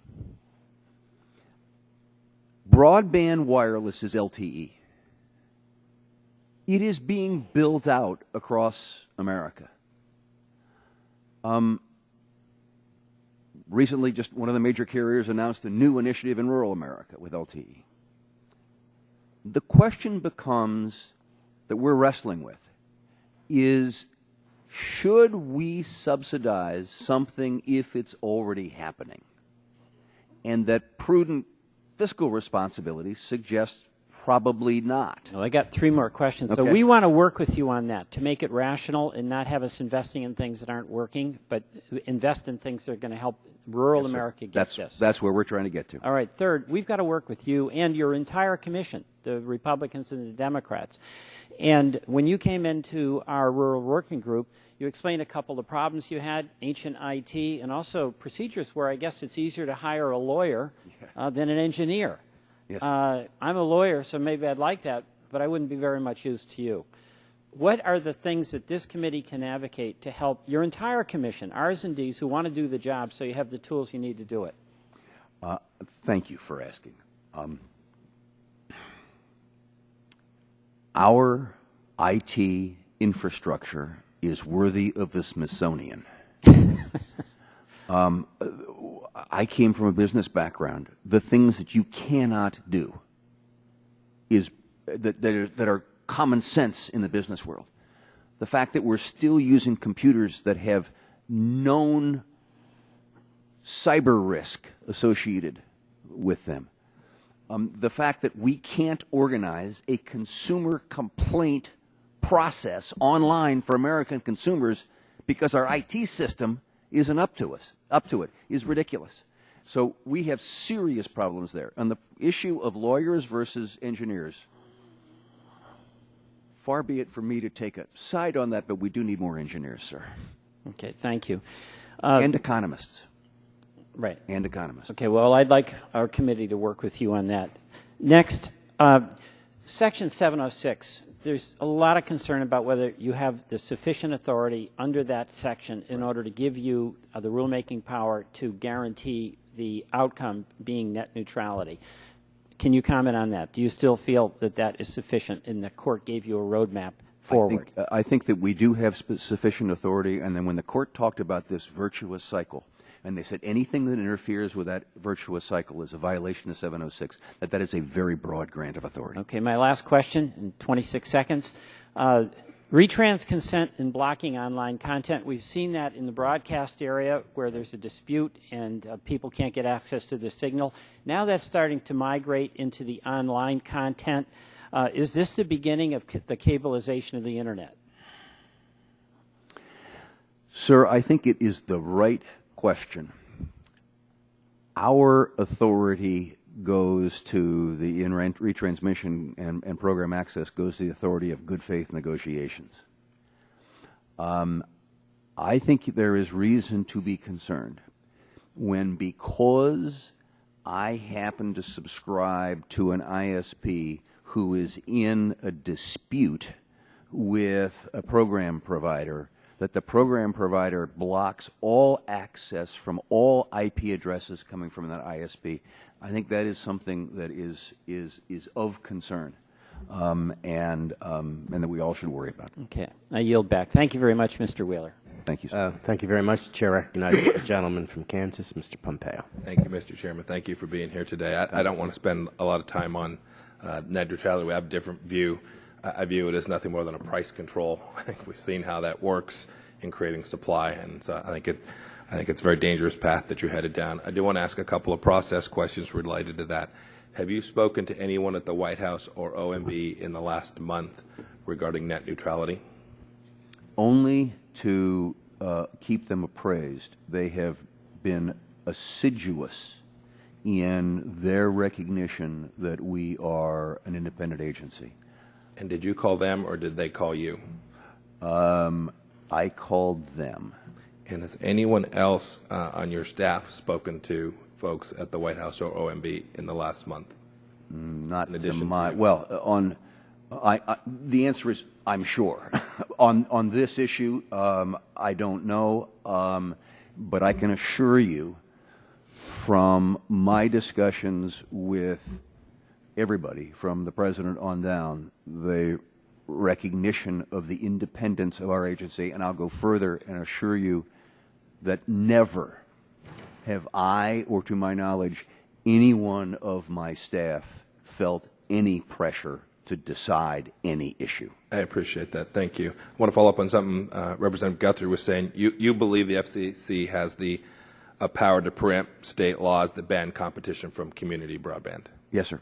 under Section 706? Yes, sir. Do you believe that states have the same authority? I think that that's the issue that I believe is, do we have the authority to preempt? That raises the question of what is the authority of the state. I think we have preemptory authority. I think we'll probably end up having this answered in court. Look, I just read the statute. The states have the same authority that the FCC does. The language is identical. It says you whatever authority is, you have and they have. Well, it says state commissions as right. well. Yes, So and it says that we have preemptory authority over state commissions. So state commissions have the same authority that you do. You'd agree with that? No, it's a simple statute. I mean, it just says the same thing. No, I think that it says that both of us have authority, but that we have preemptory authority on this issue, and I think that's what Judge Silberman was saying in his dissent in the Verizon case. Right, not law, dissent. Chairman Wheeler, the FCC's Media Bureau recently issued new, they call them processing guidelines for broadcast transactions. And these broadcast talks not only about future broadcast transactions, but also pending applications. I have three questions with respect to that. First, how many applications have been singled out for close scrutiny since that new guidelines have been issued? How many have been approved in those 2 months? And when might those broadcasters see the resolution of their applications? I don't know the answer to any of those three off the top of my head, but I'll be happy to get it for you for the record. Okay, you can understand these are pending applications submitted under a set of rules. You've now moved the goalpost on them. This is no, actually, yes, sir. I understand your point. What we're trying to do is not move the goalposts, but to open up the process so that everybody knows what the rules are. But it's what you did. I mean, you changed the rules with respect to applications already submitted under a pre-existing set of standards. So I don't know how you could describe that as anything but moving the goalposts. With all respect, sir, we had a series of transactions that were in place, and in the decisions on those transactions, we said, note, going forward, there will be a new look at what financial structures are in transactions, not in these transactions that we were approving. Then we put out a public notice that said, here is how we are going to open up this black box, and here is what is going to be going on. And it is that standard. So there was notice as a part of a decision that was not affected. Then there was notice through a public notice. And now those that the Bureau is reviewing are subject to both of those. And my last 20 seconds, and with net neutrality, there are also cybersecurity issues. Do you plan to explicitly give network providers liability protections in their efforts to protect their network from cybersecurity as part of your rulemaking for net neutrality? It was not considered as a part of the rulemaking to have that. Great. Mr. Chairman, I yield back my time. Thank you very much. The Chair recognizes the gentleman from New Mexico, Mr. Lujan. Mr. Chairman, thank you very much. Chairman Wheeler, thank you so much for being here as well. Chairman Wheeler, 2 weeks ago, this committee added my amendment calling on the FCC to conduct a study on reforming the designated market area system to the Stella reauthorization bill. As you know, DMAs are currently defined by a map drawn by Nielsen, a for-profit marketing research company, based upon the reach of television broadcast antennas. This network of antennas is based upon technology deployed back in the 40s and 50s. Americans could have a multitude of viewing options via technology such as cable, broadband, and wireless internet, but current DMA rules prevent the viewership of much of that content.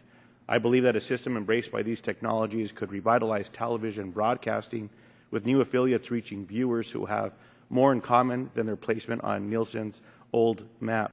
It is my hope that the Commission takes this study seriously and bring the policy into the 21st century, Mr. Chairman. So I hope that we might be able to work. Thank you for your leadership on this, Mr. Lujan, and that I assure you that we will take it seriously. Thank you, Mr. Chairman. And Mr. Chairman, it wasn't too long ago that a company would not allow access to another company's apps. There was a question a few years ago with AT&T and FaceTime and an Apple product. Yes, sir. As I talk about fixed versus mobile. They defended it by saying it was allowed under the FCC's net neutrality rules. Granted, this was under 3G. Section 62 of the proposal suggests the no blocking rule was applied a different standard to mobile broadband internet access, and mobile internet access service was excluded from the unreasonable discrimination rules. We're seeing mobile getting faster now, and with the new spectrum options, even faster than fixed. I appreciate and I agree with you that we're talking about one internet with open and equal access. With my colleagues in rural areas, I've shared with you before, if there's a conversation about taking phone calls and with bandwidth capabilities as well as streaming of content on airplanes, in rural America, we should be able to get the same treatment. I don't understand why we're not there yet. But nonetheless, it's coming. So I'm hopeful that as we have this conversation, that we're able to have equitable treatment. I know that there's, as I read in the proposal, that there's elements of asking for a look into this in the rule, but I'm certainly hopeful that this will be treated with the same scrutiny and level of attention. And again, as I talk about an old antiquated rule within the 40s and 50s, we talked about dial-up, that this is another area that we're going to have equitable treatment as well, especially with new gigabit access as well. Mr. Chairman, in another area, I know that there's a number of my colleagues who join me in their concern for recent reports of interconnection deals, particularly the one between Comcast and Netflix. You stated that peering is not a net neutrality issue.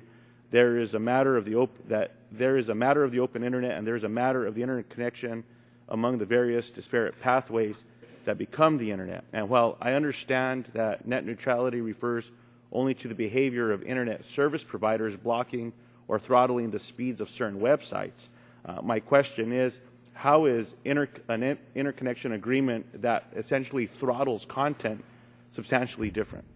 So, thank you, sir. That's a very good question. You can think of the internet in three parts. There is actually four parts. There is somebody like Netflix getting on the internet and then writing so-called middle mile providers to a peering point, which is just a fancy word for interconnection, where they then have access to Comcast, Verizon, whoever the case may be. The consumer buys from their computer up to the peering point.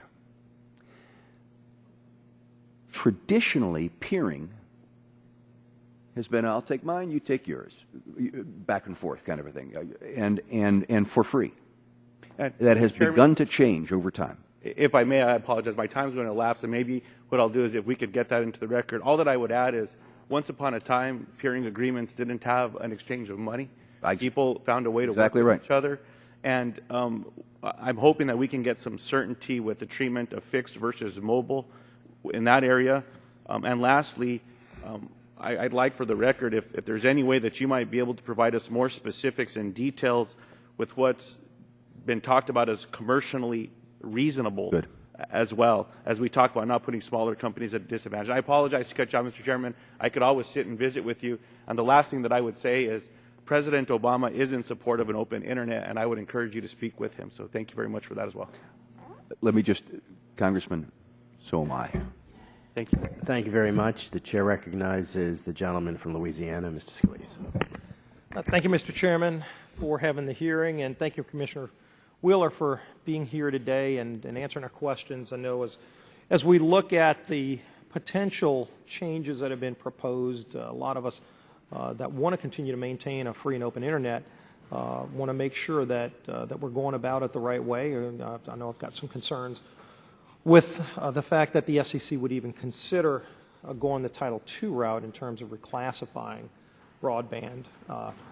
You know, and a lot of us had reached out to our constituents to have them also give us suggestions on things that they would like to ask you as well. And a lot of the comments that we got, I know that I got in my district, were just concerns about maintaining that open internet and keeping the government out of regulating it in trying to make sure that the government doesn't impede the ability for the innovations that we've seen, which have been so dramatic and revolutionized not only the country, but revolutionized the entire world. And it's a lot of innovation that's made in America, and we want to continue to see that innovation thrive. When you look at going into the reclassification, and it's a proposal that's out there, I know, like I said, I've got concerns about that, but in your written statement, you assert that the private sector must play the leading role in extending broadband networks to every American. If it were to be reclassified under Title II, who would pay for extending those networks if they're subject to common carrier regulations? The private sector. But then when you look at the Title II route, would the FCC have the authority to regulate broadband pricing? So in the vastness of Title II, that is conceivable. One of the reasons that we are asking for Title II versus Section 706 comments in this proceeding is to be able to specifically zero in on what are issues such as that. So you think you may have the ability to regulate broadband pricing? Is that something you think would be an open possibility for the FCC?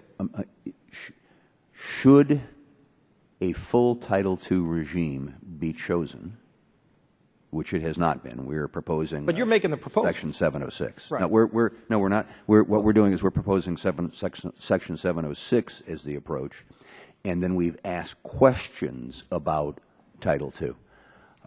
And these are the kinds of issues that will come up in that discussion, and that are going to warrant serious consideration. If you deem them telecommunication services, because that puts broadband into a different realm than it is today. It's not there right now.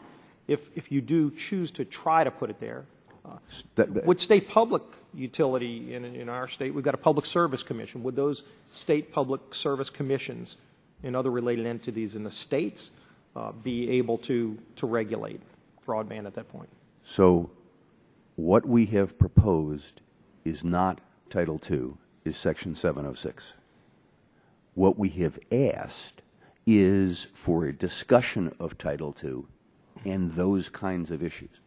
But our proposal, for which I've taken a lot of heat, is not Title II. You don't have to go forward with the proposal. You could stop taking the heat right now. No, I've said that Title II is on the table, that we're willing to look at Title II. But and Mr. Waxman has a specific proposal where he thinks that Title II ought to be a backup, and that's a proposal that is important and worth considering. But the proposal that we made is Section 706. Let me ask you this, because you're also, it seems like a one-way street where you're just targeting this towards Internet service providers. Now, there are a lot of content carriers out there, too, content providers, that, a lot of members have used the Netflix example, or, Google, and other content providers that also have a play in this realm, that you seem to just be targeting this towards Internet service providers. And so I'm not sure if there's some axe to grind there, but it just seems like it's a one-sided approach that you're taking even in the review. Again, I wouldn't recommend going down that road for any of these folks, but just wanted to point that out. One last thing, because I know I'm running out of time. In a February report, the FCC, some of your staff in a working group recommended eliminating some of the reports that are out there, the Orbit report, the International Broadband report, and modifying video competition report, and cable pricing survey, some of those things. I've got a piece of legislation we've passed out of the full House twice now, very bipartisan, I think it was unanimous earlier in this Congress, called the FCC Consolidated Reporting Act, which really tries to take a broad view and to eliminate a lot of the outdated reports, to streamline the reporting process, something that I think you've seen bipartisan support to do in the House. We're trying to get the Senate to take that up. I'm not sure if you've got a comment on what you think should happen there, if that's something you're supportive of generally, especially as it relates to the bipartisan bill in the House trying to move through the Senate to ultimately become law, to streamline the processes as your staff has suggested in some of these areas. So on the Senate side, it's Senator Heller who has been pushing on this, and I know that he and Senator Rockefeller are talking about it in terms of their package of legislation over there.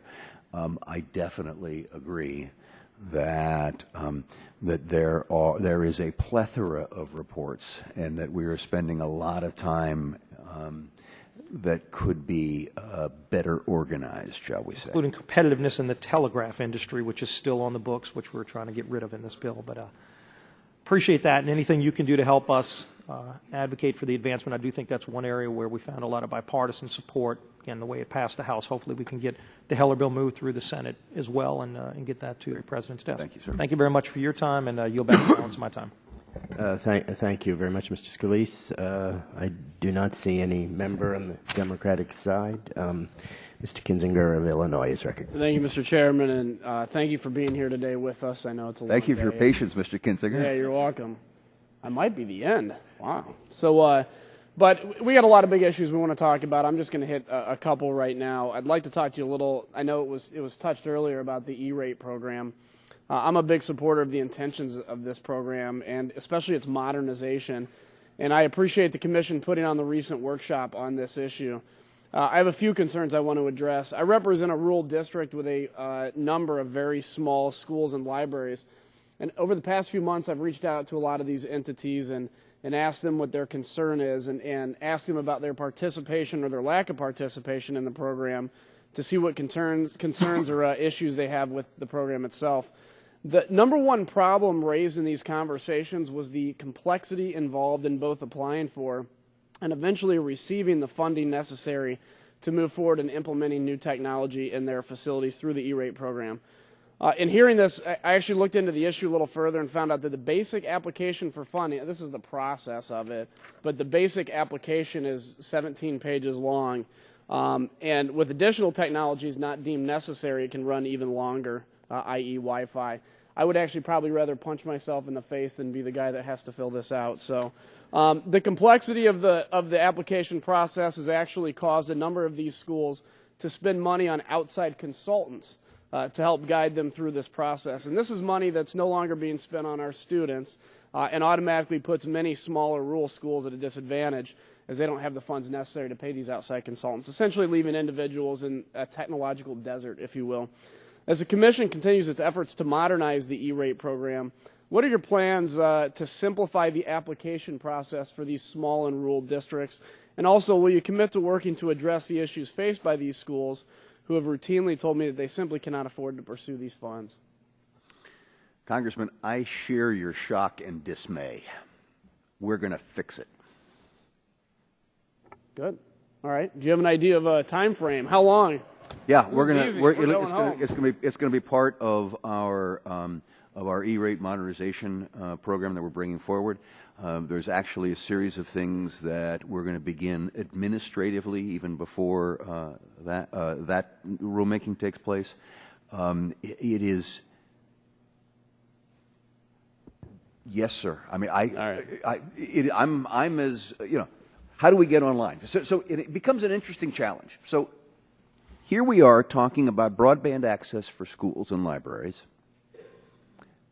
and we have a 17-page paper process. Right. So unfortunately, it's not something you can solve just like this because, as I indicated, I think to Mr. Welsh, we have awful IT systems. But what I would like to get to is for your schools and all schools and libraries to be able to get online, to make their filing, to be able to track that filing and where things stand, and to do it less frequently than annually. Right. Well, I appreciate that. I want to touch on one other quick issue in the short amount of time. And again, thank you for your consideration with the E-rate issue. I'm concerned with the process and policy rationale used to change the FCC's treatment of broadcast JSAs for the purpose of the broadcast ownership rules. The decision to count TV JSAs as ownership has the effect of tightening ownership restrictions without the comprehensive review of the ownership rules that is required by statute. And your analysis seemed to lack an appreciation for the public interest benefits fostered by JSAs. In Rockford, for instance, an area I represent, without these agreements, the Fox station produces actually a Hispanic newscast, and they've said that they will not be able to produce that Hispanic newscast, for instance. Well, I don't believe my local TV station should have to fight for a waiver, and we can have a broader issue on the whole discussion in general. I do want to say, in light of your rule, are you going to make sure that these stations can take advantage of waivers, and will there be clear, transparent standards for applying for waivers in this process? Thank you, Congressman, because you've raised a really important point about waivers. The reality was why we had to deal with JSAs is there was becoming a cottage industry in this town, down on K Street, of lawyers figuring out creative ways to get around the ownership rules that the commissions had in place forever. And JSAs were a favorite way of doing that. What we have said is that you have to have attributable ownership, as you indicated. But that there is a waiver process to address exactly what you're talking about in Rockford. And yes, is an expedited process. And it is it's a situation, unfortunately, where the process took over and perverted the underlying rules and the basic concepts of ownership. We can and we can have that broader discussion when I have more time. My time's expired, but I will say I've heard a lot of concerns from local TV stations, even in my district, and I hope that while we disagree with the rule, I hope that you make it very clear how they can apply for these waivers and how they can get this taken care of. Mr. Chairman, I'll yield back, and thank you. Thank you very much. On behalf of Mr. Matheson and of myself, thank you, Chairman Wheeler, for your testimony this morning. We look forward to working with you in the future, and the hearing is now adjourned.